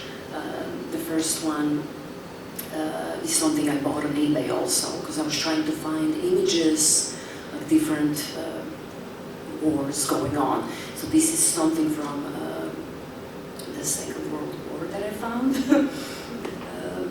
Again, it was also educational film, a history lesson. Then another one that I was using was this education about Earth and Earth extraction. And my final 5th technique. Okay, so this one is also a little bit like painting with different inks.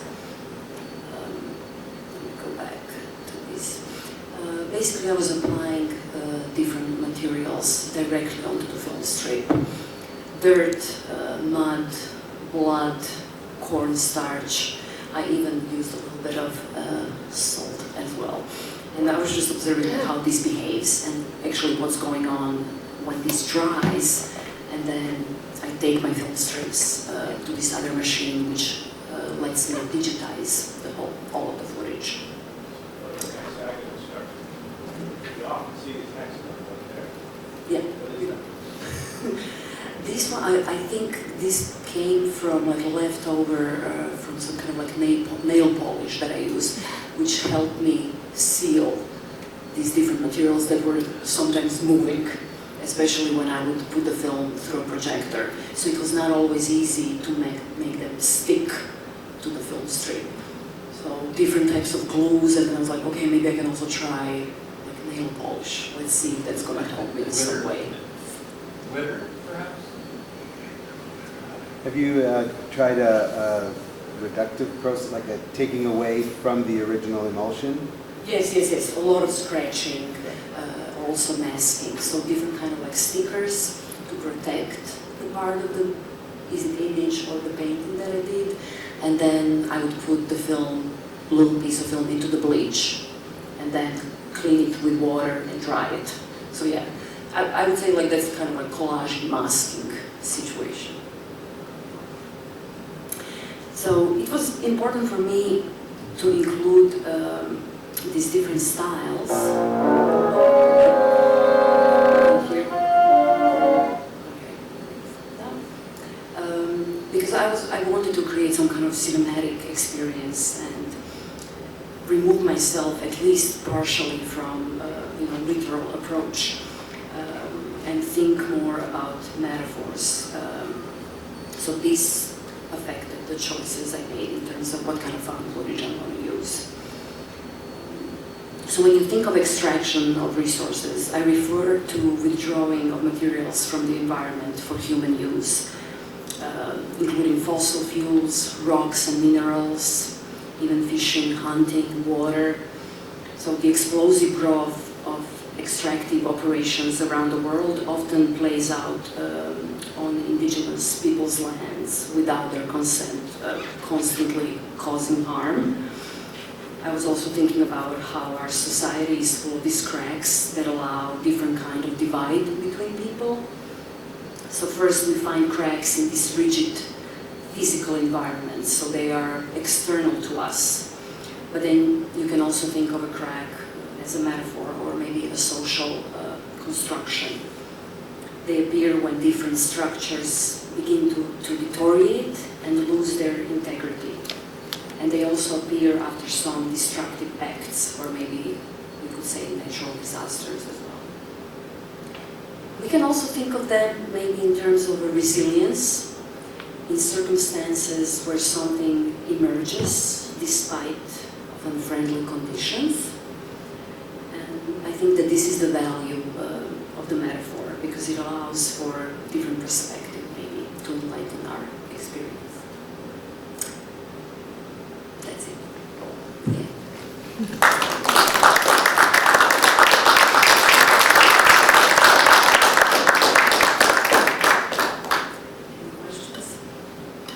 What we're looking at here now, is that 4 or 5 layers roughly? Actually, 4 or 5 layers of paint, but not 5 layers of different cinematic styles. So each style is created with a different technique, but then I'm using montage. I'm just editing piece by pieces together. And it's all made on film. And it's all made on film, which was then later digitized.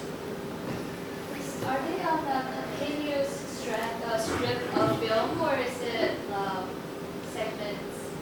Oh, many small parts of film that I put it together with this special tape and the 60s Premiere Pro, the splicer. And then I place everything on one big roll and then I digitize the whole thing at the end. But we could actually project this film. Analog. But I would say that little pieces would be falling off. It's not all like super, it's not all super firm because something is just dirt. Doesn't I was wondering when, if you would do that, would you protect her? How would that behave? We could do it, but there is also like another way that I found. So when I have a really good, now I have a 4K digital file. This digital file, any lab in US, Canada, or anywhere, can actually transfer now this digital file back to the film. So this is something we do, for example, when we show our work in museums on a loop. This is the way to go, because you need to have, like, film will somehow, it will get a little bit damaged after it's been played, for example, for 2 weeks. So you always want to have more more rolls ready. So this is how that's done. That's the way to kind of like make copies and preserve film.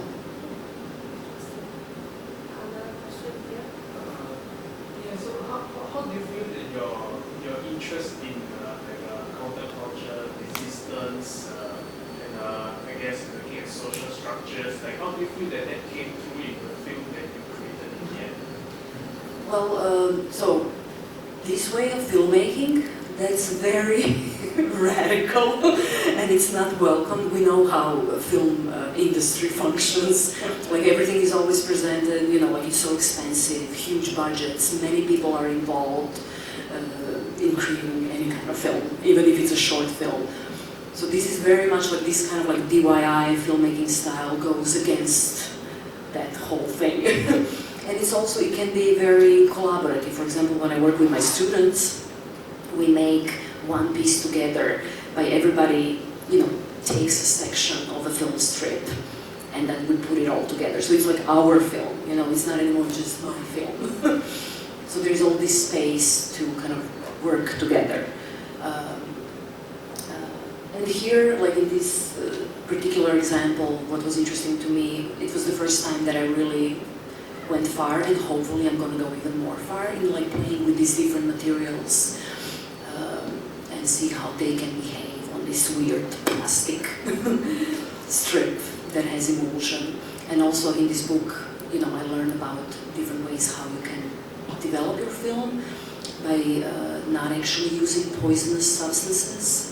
You can develop film with coffee, wine. So there is like a lot of chemistry involved, and it's interesting to go deeper and explore and kind of find your own way to do that by twisting the original recipes. And I think that's very connected also with what Stephen was doing in his lab upstairs. Yeah. Because you get things you would not expect you would get. It's always very kind of out of control sometimes. Yeah.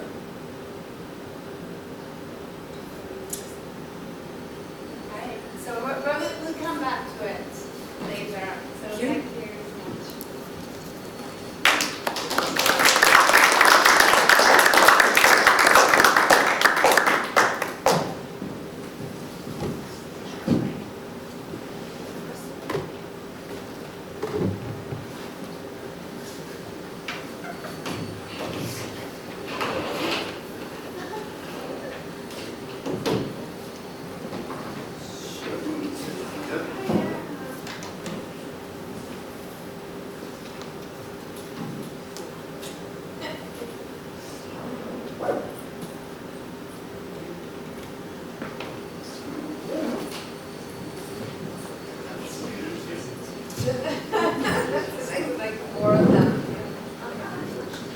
To make sure I bring my own Apple computer home, not something else's.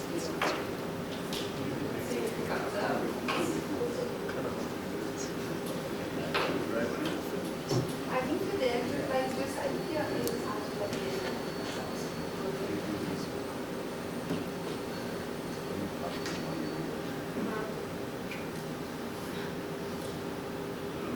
try again.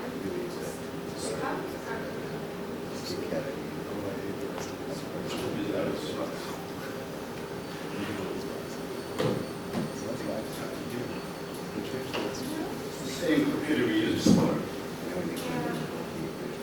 Ah, there you go. It was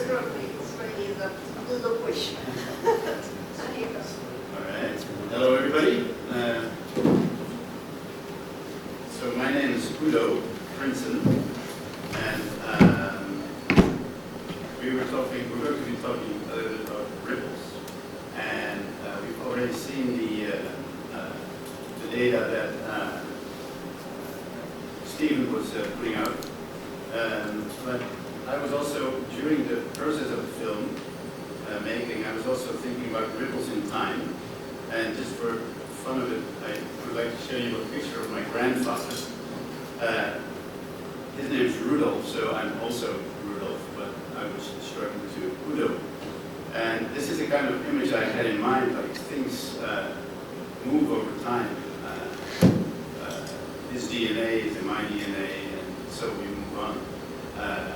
Also, the arts is something that is rippling in time.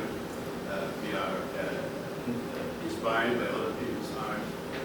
We are inspired by science. So it's a thought I had in mind during the making of our film. And me and Quinsin have a bit of history. We also worked on films together. So that's how I got to be part of this project, which I was immediately very enthusiastic about because it allows me to combine art and science and animation in a particularly free way. There's a format to work in, but a lot of freedom as well. My background is from I come from a 2D cartoon animation background, and somehow I've over the years I've evolved into working more with science. When it comes to patterns, I started out with a sketchbook, which was done during the pandemic. We were talking about this before and also during this time. And I didn't realize Gita also has been working with Quinsin on this, like even from like 2018 or 17. And we were all eager to get started, but we were stopped by a pandemic. And I thought I'd just take that time to sit in the garden and study all these books that were our inspiration, Philip Law. And at that time, I didn't know I was a scientist, so I was studying all the things, flows, cracks, just looking like, you know, what can be done in the future when we finally get started. So there's a bunch of things I haven't really looked into, like if any of this stuff is really gone into the film. But you'll see lots of elements, I think, that you might see come back. So from there, I was assigned ripples, and just to take us back a little bit to the moment of their sound to this.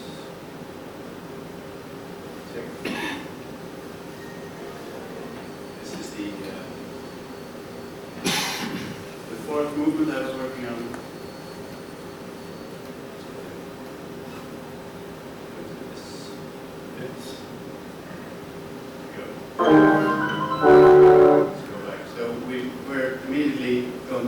Going back to the piccolo sequence, and I'll dive into that, like how did I do that?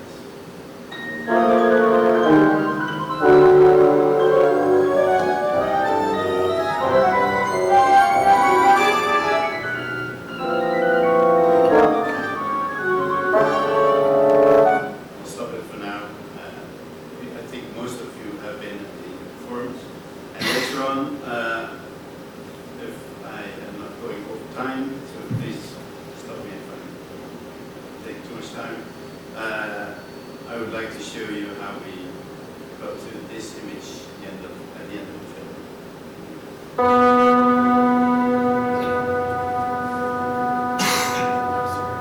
So as we have seen before, I got this wonderful package of data that Stephen has available on his bicycle atlas. I used the raw movie as well in the film in some different ways, like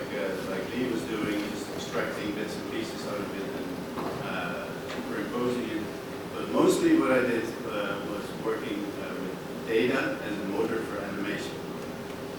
So we have a 110920 run, and we've seen that there's the Udo version. This is what Stephen has showed us before. So I guess simplified version that actually allows me to use data and connect that to things that are moving on screen. That's one set of data, and then there's the MIDI files, wonderful MIDI files that we'll have a lot more of in the future. I think there's going to be a whole MIDI album at some point. The MIDI, the music files are also something that can motorize my animation. So I asked Quinsin, could he deliver like from the whole package of music, could he take out some solos and send them to me so I could apply them to the solo level. Then I'm using a software called Touch Designer. I'm not sure. Maybe there's people here that are visual animation and they know a little bit about Touch Designer. You probably know already more about it than I do because I feel that I'm just starting out. But I really wanted to use this software to also challenge myself into like a really new direction. And this is also something I'm quite grateful for that was an option within this project. Because it's in a time frame of things making the animation and also learning new software. It's quite challenging. Let's open the Piccolo file. Let's see if I can.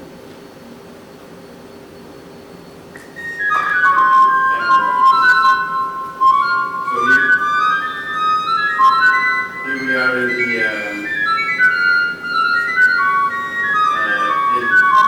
everything that makes this bit happy. I'm just going to turn off this audio for me.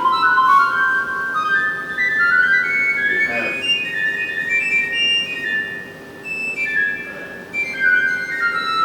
there we go. So over here you see the audio file in. That's the motor for everything that's happening. Everything that's happening behind here. And it's like there's not enough time to dive into each section of this, but they call this a node-based program. So for somebody like me who is not familiar with programming, it's a wonderful tool because I can just start experimenting with different effects. Like each basket, so to speak, is like an effect that I can put on top of the next one. And the data set, so the audio data, but also the data set, such as the table.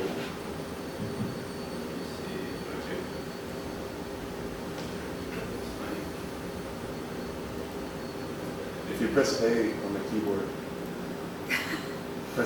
keyboard, it'll activate the viewer. There you go. Yeah. Thank you. There's our data set.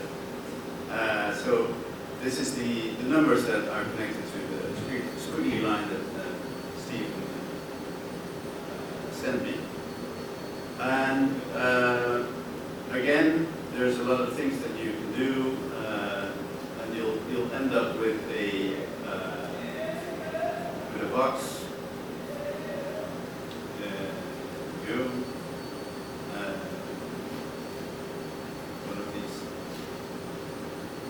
One of these boxes.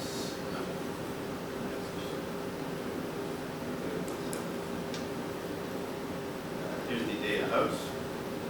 So you can connect that to anything that's happening over here. You do see a lot of these lines going back and forth. It's all about connecting different sets to all these effects that are here. Let's see. Just dive into this one. There's noise here.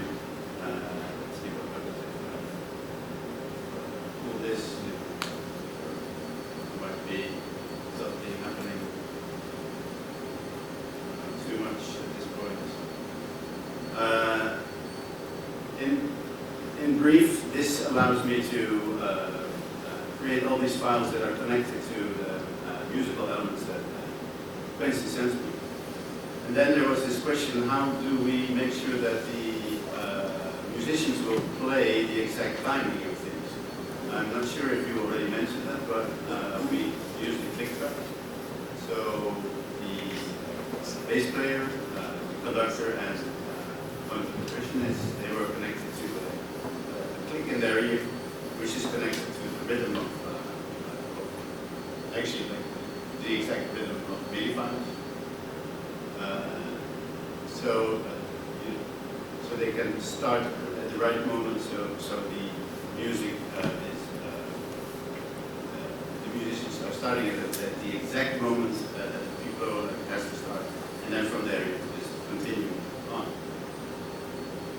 I have a question. Yeah, sure. So do I understand correctly that the visualization is actually like that web of files you showed us was what was controlling what was happening visually?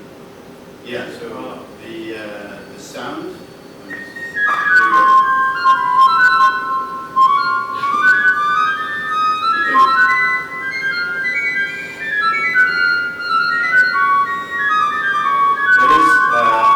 There is elements that are enhanced, and some of the movement in this is controlled by the data of Stephen, and the visual, like the thing is growing. That is basically the music.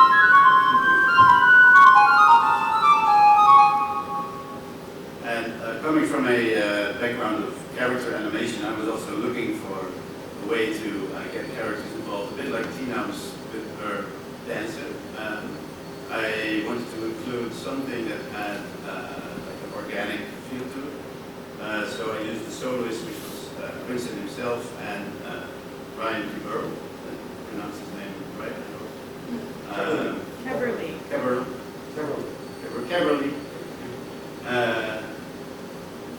He's a trombone player and doing solo.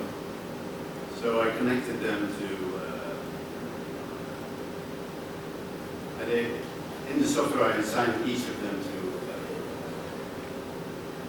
an element that is dancing across the screen.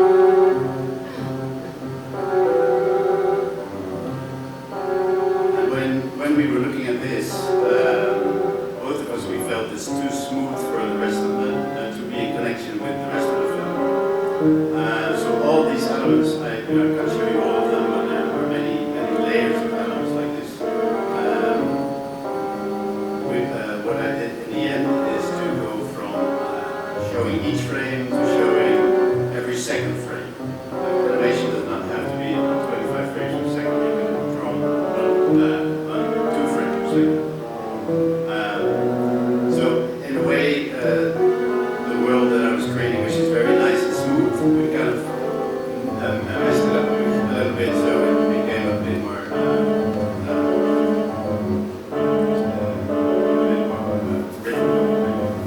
more in connection with the rest of the film. So again, if I would dive in, and maybe if somebody's interested, we can do this later. We can jump into what's happening here, and I can let you manipulate and see what we can make some things. Just briefly, a little bit about all these different elements you could see in the film.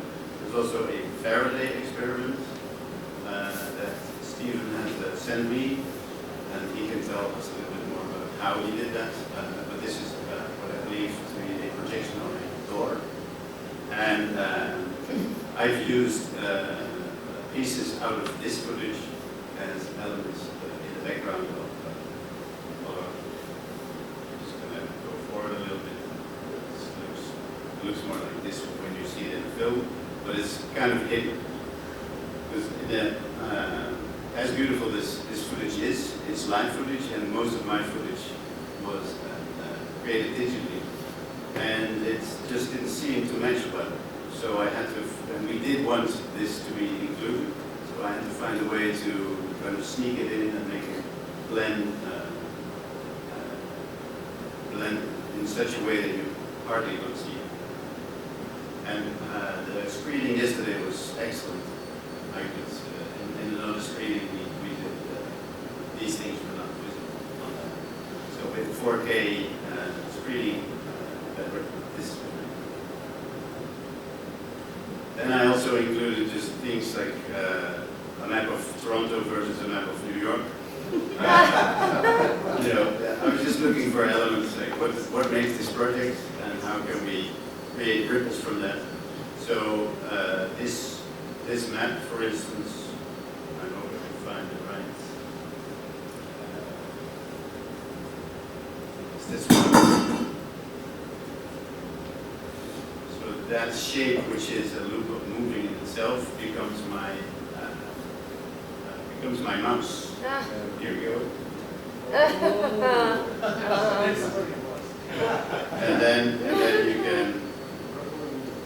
So here we have also. This is also why I wanted to use this software, because it allows me to really quickly make a lot of animation.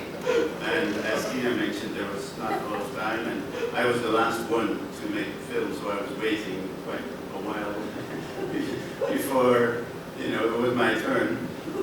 Luckily, I had all these things all set up, so I could easily whip them out. But again, like if I have this, I can dive into the software, change colors, or change lines. You're doing that now? I'm doing this now, yeah. This is the mouse. Let's see if this one.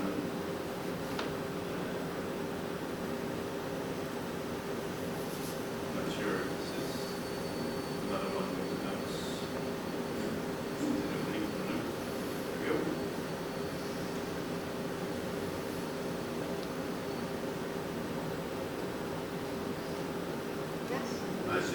It's not the one I was expecting, but it's another one of the same shape, but then connected to different types of tools. This one didn't make it to briefly about our icicle. We're using Blender to extract all the data and make this clip. Here we go. This is the inside of an icicle created in Blender. But that's too smooth. This is not what we wanted to see. So I took that shape into Touch Designer, and we end up with this point cloud situation. And what I really wanted to do is to melt the ice, so that in video I can play it backwards, and then it becomes an icicle. So what you see here is the opposite movement of what you see in film. Just going through quickly. So you're looking down on the icicle and it's melting. Right? Yeah, it was good fun to work with this. Here's something that Stephen got really excited about, because we got all the data set of one icicle growing. And this is something that he's looking forward to see more, and I'd love to work on that as well, but it's quite labor intensive. We'll have to figure out how to do that.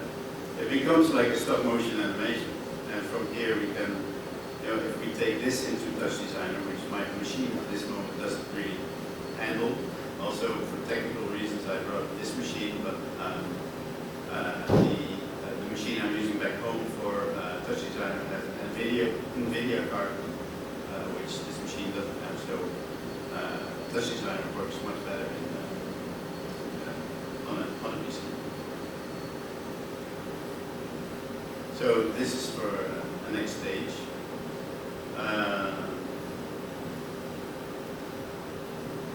And just the last, just to show you how this icicle looks, we'll end up at the end of the show again.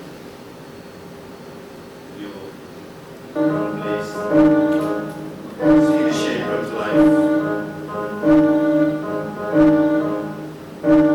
There you go.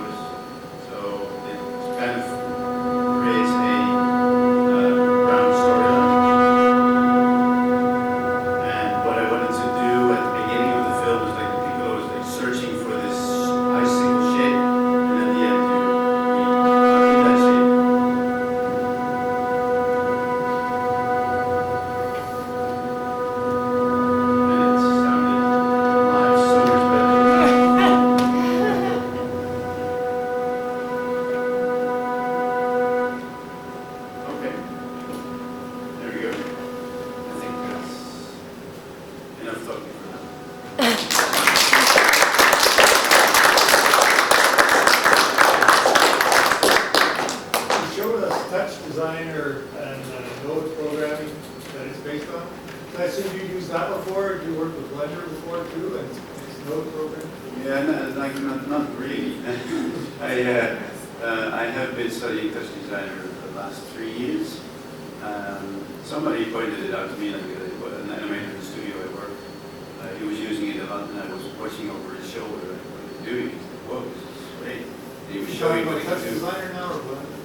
Touch design. Okay. Yeah, yeah. And I'm an animator that works on a flat basis, like 2D. That's my background. So Blender and 3D is definitely what we use. I do work with people who use that, so I can direct it, but I'm not using it a lot myself. But touch designer is a great asset to my tools because I can create this 2D world, make it 3D, and also produce a lot, and also do more live, which is a very interesting thing to do. To be out of your studio and do a lot. Stephen. It's kind of funny because you wanted a point cloud, so you made a point cloud out of the mesh data. Yeah. The mesh data was made from a point cloud in the first place. Yeah. So had I known you wanted a point cloud, I could have dug up the point cloud. Yeah. That's why it's a shame that we're so far apart. Yeah. Point cloud is much cloudier, believe me. It was pointed out to me by a friend who was deeper knowledge, the same person I was just talking about. He was looking at what I've done as a tutor, and he's like, "Well, you could have done something else with the data that you already had." Yeah. So we're all learning. It's great. We have another question.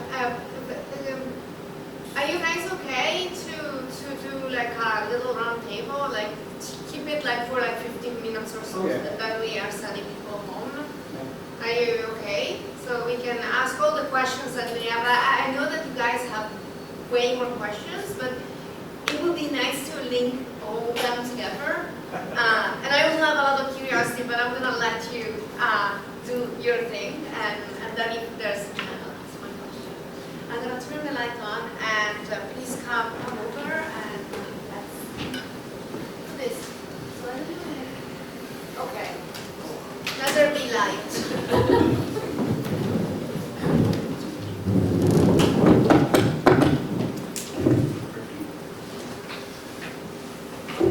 Oh, and then we have like that too. We have another mic if you want. Yeah. We can keep one for the floor. Hello. But, yes, yes. There we go.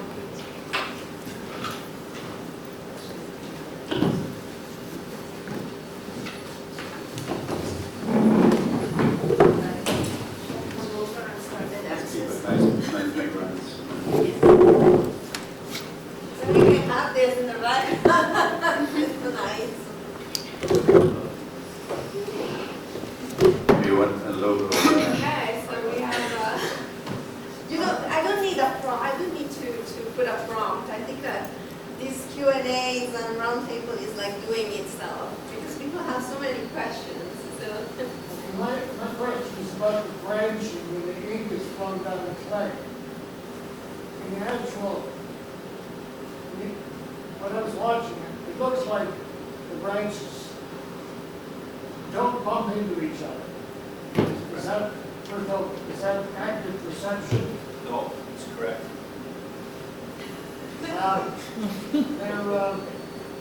Is there something in the physics that causes them to avoid one another? Yes. Capillary action? The reason, we believe that the reason that the branches form is that there's something called a Marangoni force, which is when you have a gradient of the surface tension. And anywhere there's a low surface tension near a high surface tension, the high surface tension will drag the fluid in that direction. So at the edge of the drop, there is a gradient which wants to pull the fluid outward. So as it flows outward, it naturally can't, there's just no way the forces are going to bring two branches together. Does that make sense? Surrounding each tip of each little branch, each edge, there's a little gradient force that points out. And when when two branches are near each other, those forces can't pull them together. Okay? The force will disappear. Well, if, just for example, if the ink had a heavier component, would there be like a dip around it, or if it was lighter, would it ride over top more? No, it's all pretty much happening in the plane of this thin layer of clay. Can I follow up on that? Because I'm so happy to hear that, because trees, you know, when their canopy is branching, Yeah. the canopy is the maximum way of an array of leaves to harvest sunlight. Yes. So it's how an organism gets up and makes a perfect carpet, right? But the trees don't touch each other. That's right. They feel each other and avoid each other. And the old saying was that they competed for space.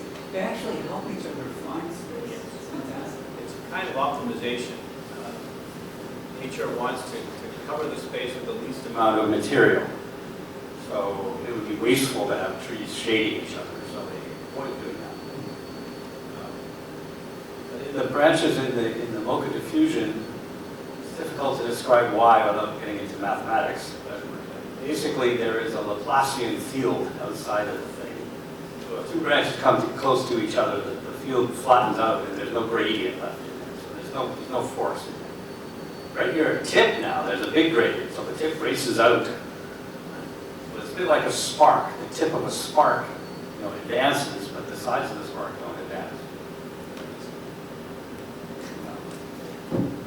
During one of the experiments that you did, it was one of the first ones that you showed, the amount that was going down was so perfectly balanced. Hear? Yeah, can you hear? No. If I focus, I can hear. You're talking, you're asking, the drop is balanced. And at one point, you had a branching of the black on the white that was matched with the branching of the white on the black from the other way. Yeah. And it looked like the force was working in, you know what I mean? In both, it wasn't just expanding that way, it was also leaving trails that way. You mean the It looked almost circle. like an Escher sort of where both sides do the same thing but in reverse to each other. Did you notice that? You mean the circle I had? It was yeah, it looked circular. It was a Yeah, the and drop. then the blue, it were blue drops. I believe so. Yeah. And did you find that happening a lot where Where they push each other. Do you mean that? I mean that you had a substrate of white with a black material that created branches, but in every other case, the space would remain the space, and so object and subject. Do you know what I mean? The paint took branches and always left white space around it, like that. But then at a particular one, it actually left a branch of white instead. I don't know if that makes sense. And it was really incredible how Do you remember which? it was in the first raw ones. It was one of the first experiment droplets. Yes, this one. This I one, believe. yes. Yes. Is it this one? No. This was the one where you did a few of them. It was a much bigger black blob. It was before the raw. First one. Oh. There was a darker. It was a darker one. It was much darker. Maybe it wasn't blue. Oh. Yes. Okay, that's it. That's it. So if you go to that one, if you see that just as it's forming, you have black forming branches, but now look at the branches of the white within the black. All right, yeah. Do you see that? Yeah. So, it's the vase and the kissing faces. Like it inverts, but the effect still. And I just wonder if it's the same thing that governs the inverse of itself. Do you know what I mean? It's Yeah, really I do know what you mean. Yeah. But the thing is, I don't really have any control over it. No, you don't. I guess it's more of a scientific question, and what could it mean for tessellating an entire age with? I don't know. It's really. It's a scientific. Yeah. So maybe it's different. anti-branches, Yeah. the branches inside are Anti-branches. not covered by the same physics as the branches. And yet, They may look the same. yeah. But I would be hard pressed to come up with a theory for the shape of a thing, which is the absence of something. Sorry, I can't help you there. Well, it's a dance. The edge line is a dance, so if it pushes, it pulls too. So Interesting question. Yeah. Technically, this is a kind of incomplete fractal. So, if you know what a fractal is, a perfect fractal would have branches all the way down to infinity. But there is a small length scale in this problem, which is something like the radius of its tip. When the features get to be small enough that they smooth out on that scale. So that makes the branches kind of, a little bit chubby. But I can't explain what the white areas are because that's the physics of where something isn't. It's the anti-patterns of nature. The anti-pattern, yes. So, I don't know who is first. I think that you are first, and then I think Gary, and then you, and you. Okay, go ahead. I have a question more, I think, for music. I'm not sure if you mentioned it, but I noticed for each of the filmmakers, you have different approach to time. Some there's like a story going on, so there's maybe a climax even, but some it's more like there's almost no sense of time in the making of the film. So I'm wondering for music, what's your approach to time and how did you think about that?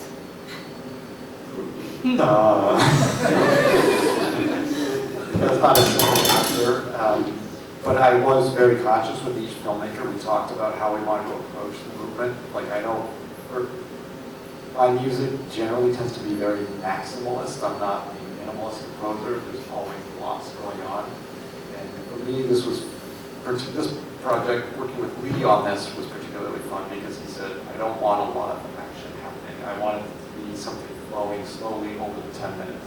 So I had to think about how that would work, or how I would approach that to have something that would still be interesting, that wasn't like in a minimalist music zone. But I could still be myself and explore that. And it was super fun to get into that. I found different ways to approach that. It was, because Lee was talking about how he had all the fluid flow and flowing things. So I found a fluid flow physics little modeling program that let me sort of take, I think, 12 or 14 snapshots of this little program that looks like absolutely nothing. It's like the boringest thing ever. It's like a little plume that gradually expands. And I took 14 pictures of that and then mapped that onto the music. So it's really this cycle of something that's happening for 14 times. And it doesn't have a climax. It kind of just, there's lots happening within those 14 cycles, but the whole thing doesn't have an arc. Tina's definitely has a lot more of an arc. We didn't mention this, but for hers, I wanted the form to be a tree that was sideways. So I wrote a little program that was a model of a tree, and then I twisted it on the side. So the whole thing has this big, kind of has a big arc to it. And so we use that kind of as our framework. In Cracks, kind of hinted at what our framework was. We took a crack pattern and broke it up into these little segments. We were going to work with 5 different contrasting things, and I wanted to be, I guess, discombobulating. I wanted to be, it would flip instantly from one to the other, kind of like you were in one little crack node to the next crack node to the next crack node. You'd be flipping between these 5 different zones, and I just picked them randomly so that you have this really disconcerted feeling to the whole movement. But there were little moments of climax. And I also thought of the solos, the improvising soloists in each movement. I tried to match them to the filmmakers so they'd be good choices for that. And then the final movement, I guess it was the most traditional in the way we approached it. I knew that it was going to be ending the whole piece, and I wanted us to have, it did have a general, more narrative type approach with the start, and then it was slowly building, and then we finally got the after we just got to end. It's always in music, you generally can have a really big ending, or you can have something that just kind of, well, you don't have a lot of options. It's a variation on one of those. So for this, I just wanted to be something that there's going to be so much visually happening, so much musically happening all the way through. I wanted to just kind of float away so you had a little time to reflect on it. And it worked really nicely with when Udo showed me the video, how he was thinking of ending. It was like, oh, this is perfect for what you want to do with taking a zooming vision into that icicle. We were talking in the process about this like timing-wise thing, like you would speed things up in music and I would slow things down in visuals. I'm not sure if we actually did that, but we were exploring that sense of time. So I was wondering, could we say that all the parts, all the movements are composed software based? How do you see that?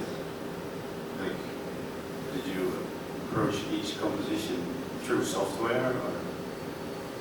Well, I was playing with the software so that I could use data in a way, but I used it a lot more because you were so into the data-driven approach. Like, the ones I would sometimes, like for Tina's, I'd more just set up the overall arch and then. Was there a moment where you actually sat in a garden or a park and write music? Yeah, all the time. I mean, mostly the computer is used. In your story now, I get the idea like you've all used computers to start out like a composition and then you start writing digitally. Oh, you mean pen to paper? Yeah. Like we are like analog and digital. You've been at any point like in the old days, I guess. I don't know. I guess it was more just sketches. Like I do really like the tactile nature of writing music that way. I feel it's more connected to the brain and the ear, and then I'm not tied to the computer. But it's been less and less, mostly just because of deadline. It's like it needs to get done, and it takes another step. If I write a whole, especially something with this many instruments, if I write a giant score with all those instruments all orchestrated out, it then takes just as much time to stick it back into the computer and get it all looking right. So if I go right to the computer, it just saves me time for it, especially if I have a deadline. One thing I might add about the flow movement was a good part of it was going to be improvised. So with the water phone, which is such a one-to-one connection to what the world has. You tell people what the water phone was a crazy instrument that Satoshi was playing that looks like a jar made out of metal with the sticks pointing out of it, and he played it with the bow, and it creates nothing tonal. It's like very strange. It sounds ethereally alien. Like scary movie music. Yes, exactly. You would probably recognize it from hearing it before in a scary movie. Yeah, that's. Satoshi had some really interesting instruments. Like the last one, we all want to know. Oh, the whirling tube? Yeah. That's what physics Did he demonstrates. choose it? Like, or did you suggest to him? Like, Oh no, I wanted that to go with because I wanted the bass drum swells to happen, and then I wanted that to be. The trick was in New York we didn't have a very good one. It was in a very different key than where everything landed, so it was like even weirder than I was hoping for. But here we got a really good one that kind of matched the ending. It was very visible too. You could see it from the back. Well, yeah, exactly. It's a very physical kind of fun. I mean, it's a kid's toy usually, like they're fluorescent. But it creates this kind of really weird. I've become really interested in things that are not well tempered. Yeah, exactly. But it's still got a pitch. Could you not change the pitch by trimming the back end? I rented it, so I don't think it would be a good idea to do that. We have them in the physics demonstration covered. The pitch depends on the length of the tube. Yeah. And indeed, if you whirl it faster, it goes to the higher harmonic of the tube. Right, yeah. And yeah, there's a whole bunch of physics to that. By holding one end and whirling the other end, you drive air through it. And the air bounces off the little corrugations and excites the modes of the tube. And then the note you get depends on the length of the tube. You might call those ripples, right? The corrugations. Yeah. Oh. It's a kid's toy. And the trick is to whirl it really, really fast to get a really high note, and then slow down and it goes through the harmonics.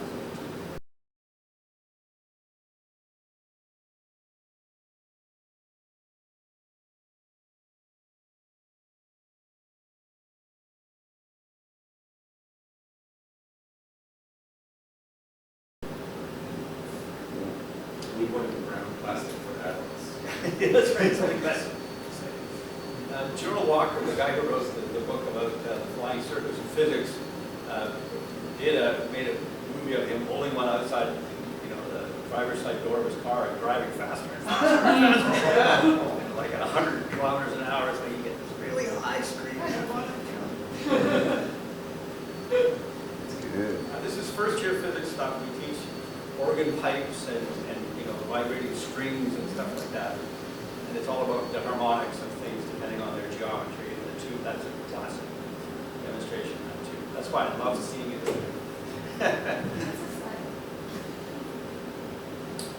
I think that we have other questions. Yeah. Roberta, first of all, this is the most perfect integration of art and science. Yeah. Too bad. I know. This is the most perfect integration of art and science I've ever seen. Wow. So amazing. And really, I think I have more an observation than a question. And I'm really glad I saw the science today and the performance yesterday. It's great to see how all these tools and techniques come together. And last night, all I had to do was appreciate beauty. Just get lost in the music and in the visuals. And I'm still moved by it, I really am.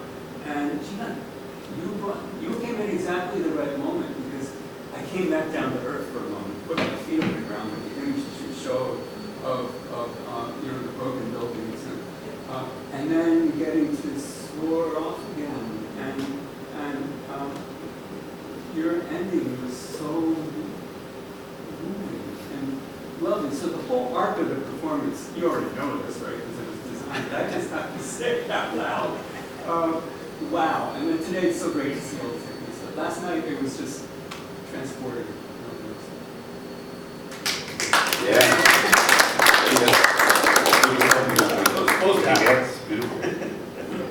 How many people realize that was diving down an icicle at the end of the film? No, I didn't. I did. But The first thing we did after we made the 3D mesh of the icicle and turned it around and looked at it was to turn it around, dive down. But does it matter? I mean, does it matter that we recognize the science? I'm also turning it to the audience, does it? It's the beauty is that. I guess no one, it was called ripples, but it wasn't, the icicle aspect wasn't discussed. So you didn't know that there were icicle ripples. It's impossible to recognize where things came from. There you go. There it is. So I don't know who was next. I think you had a question as well. One person before me? Another question as well. Like between the two of you. So maybe you were before? Yeah. As Quinsin, I've known Quinsin for many years. And it's amazing when you look and see how you interact. And awesome. Notice that they don't. Such an amazing There's always musician to come they fit like puzzles. saxophone. Just gonna say them from I'm curious about the orchestra and the orchestration. There were so many really interesting combinations of sounds, things that trumpet with harmony and the string quartet, all kinds of really interesting things with traditional instruments that I hadn't really heard before. And I wonder how you arrived at the orchestra and some of the orchestration. Well, I originally wanted to do the same orchestration that I wrote the saxophone concerto for. So that was given a certain, that's kind of the turning point ensemble's orchestration. But here's where reality kicks in. Originally it was going to be with harp and bass clarinet and oboe / English horn as well. But after applying for 15 grants, I didn't quite have for funding that I needed to make that, and I had to make some really hard choices in January about who lives and who dies. So I had to get rid of those 3 musicians, or those 3 instruments. Unfortunately, I haven't hired anybody yet. But within that, there's still so much color to choose from. And I've been studying orchestration for a long, long time. I've got into Ditya pretty hardcore about 7, 8 years ago, and he's got just some amazing orchestration, weird, strange color combinations that you wouldn't think of in there, just blended in there. So I'm just studying other sources, and then sometimes the science would lead me somewhere that I wouldn't normally go with something. Like I really, like for the Isabel thing, I wanted really bright sound, and I just had to do piccolo at the top there because I needed that extreme range. Or the end of the saxophone concerto, I knew I wanted to be this dramatic ending where the low strings are detuning. And so, and I wanted extremes. I wanted the saxophone as high as I could possibly play, and to balance out with where the low strings were going as low as they could possibly go.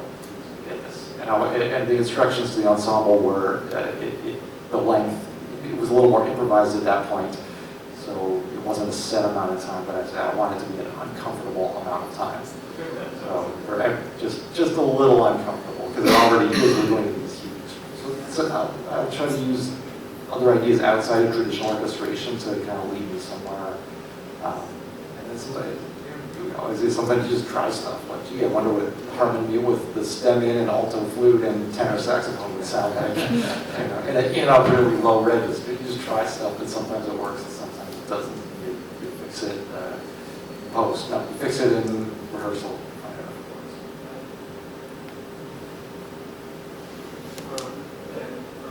My question is I'm really interested in science and art collaborating with each other. And as I was watching all of your presentations, I was thinking, yes, as artists, you would observe nature, you would observe society, use that as stimulus for your own work. But I guess having some sort of scientific stimulus, like experiments, it's a sort of maybe a different way to see nature than you're really accustomed to. So I'm wondering, in this collaboration for the artists, how was the stimulus that you received from these experiments and physics in any way different from the other kinds of the ways that you try to find stimulus for your own projects? Yeah, this was in the box strange commissions. Like if I would find a work for myself, I look for, this is a commissioned work, and basically because Quinsin asks us to do something. So there is a commission, so you are kind of aware that you have to collaborate with a group and within the framework. You're not thinking of the framework because something is already set up. But this experience particularly was very good because inside that framework there's a lot of freedom to add. So what you guys have already set up when you got to us, that's to me is also amazing because I also direct myself. So you have to come up with a communication and a framework and hand that to people to work with. So it's inspiring to me that there's within that set that's already there a lot of freedom. So that's something I will take on when I do my own work or I direct other work. Because it's what you get back from, also from the other filmmakers, what I learned from them and what I learned from science. Yesterday, Steve, you said like I didn't teach them, but you did sort of teach us, at least me. Because physics, when I was in school, was not my top thing. But now I'm a lot more interested, like what's happening in nature, how on a micro level, and how everything is connected. And now the story about these trees, I didn't realize that. So it's very, to me, this sort of happening is very, very useful, very inspiring. I took the title of the piece, Patterns from Nature, it's not Patterns from Science. So I just pointed my camera at, and then I was thinking, what I'm making is a work of art to hang in front of an orchestra. It's going to be a moving piece of art. And then you can think about the science. But Not separate. yeah, they're not separate, but you have that layer that you can put on it. And I'm looking at colors and shapes and textures and how those relate to music. And just the whole experience as modern art, or that's kind of how I approached it.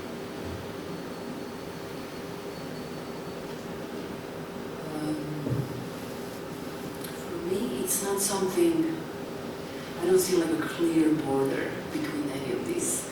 There's a lot of art in science, there's a lot of science in art. And I can take inspiration literally from anything.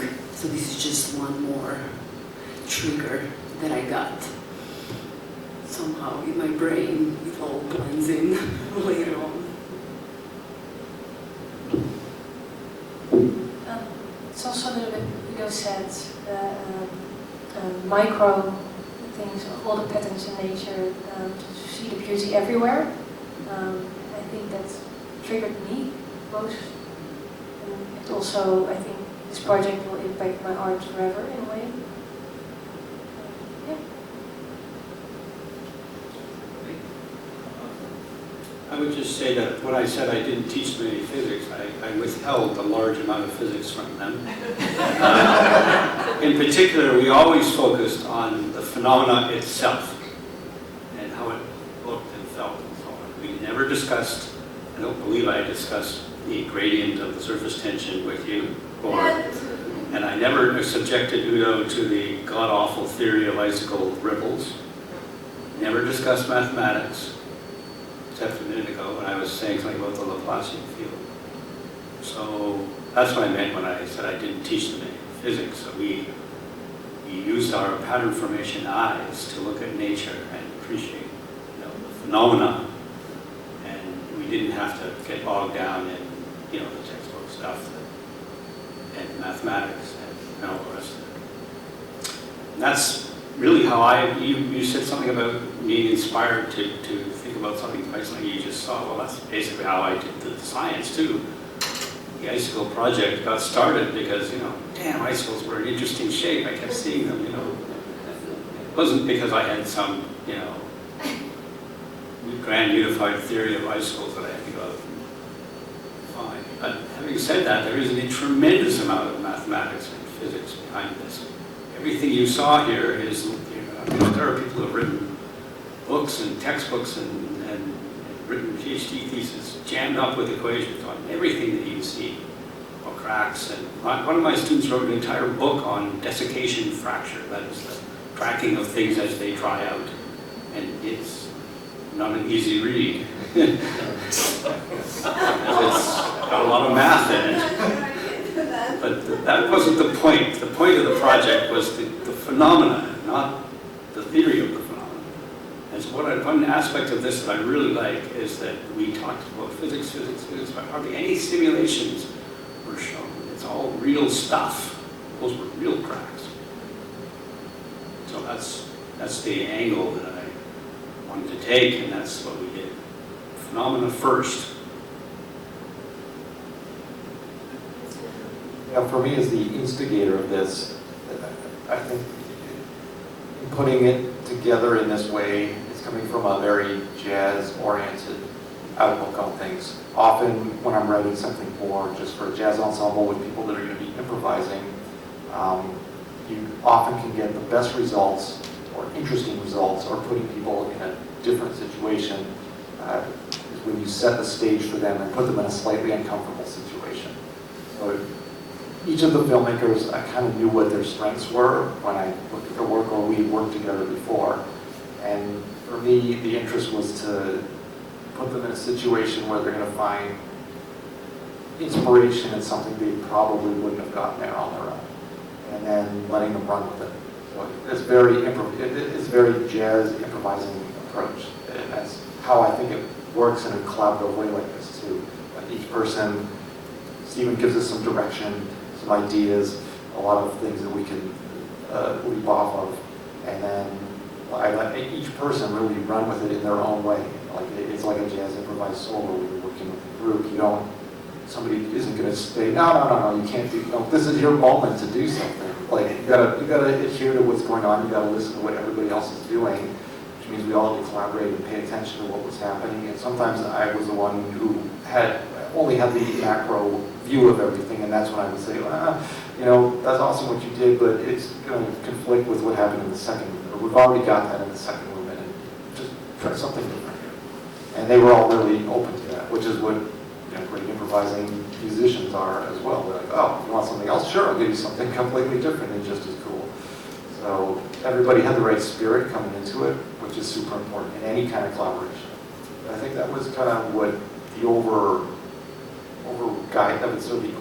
principle that helped make it all work. All these very what could be really disparate and disconnected, it helped sort of keep it together and hopefully have a coherent shape and a coherent form.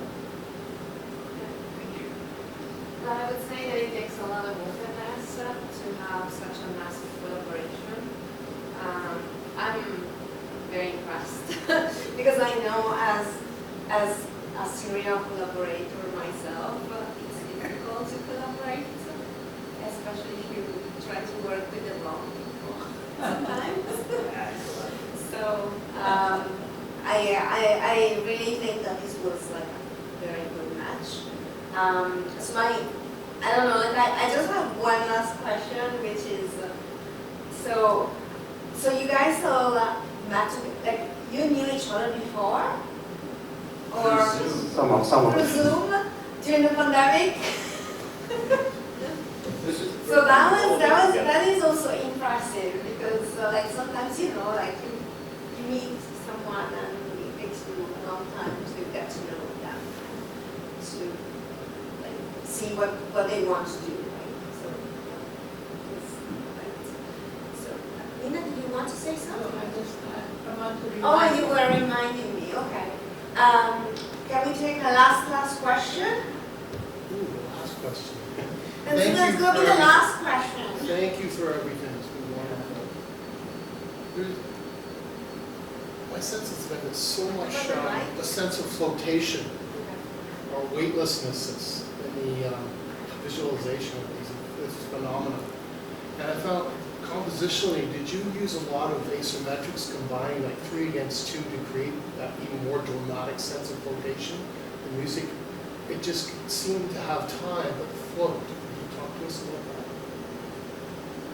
that? Well, you're talking about a specific polyrhythm. I mean, I use a lot of different polyrhythms. Yeah. But also writing for this large an ensemble, you can't go crazy in the same way that you could if you were writing for a very agile small group. So I had to be very cognizant of that. And even though they were all my first call players, amazing musicians, we still had a limited amount of time. So that was a consideration as well. I mean, the click track, which Udo alluded to, was most of it was in 4/4. Sure. It just none of the rhythms that were happening over top of it are 4/4, but just for simplicity of being able to follow the conductor, being very clear. It's like 1, 2, 3, 4, boom.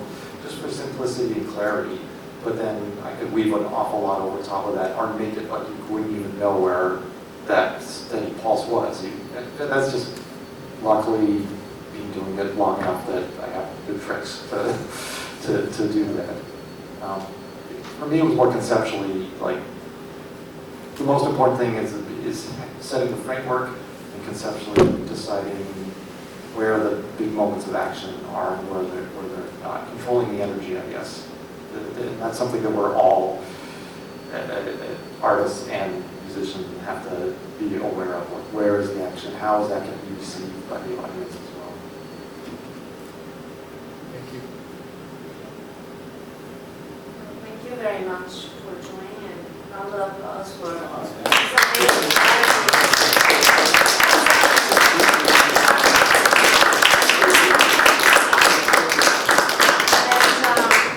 So if you're interested in an intersection between art and science,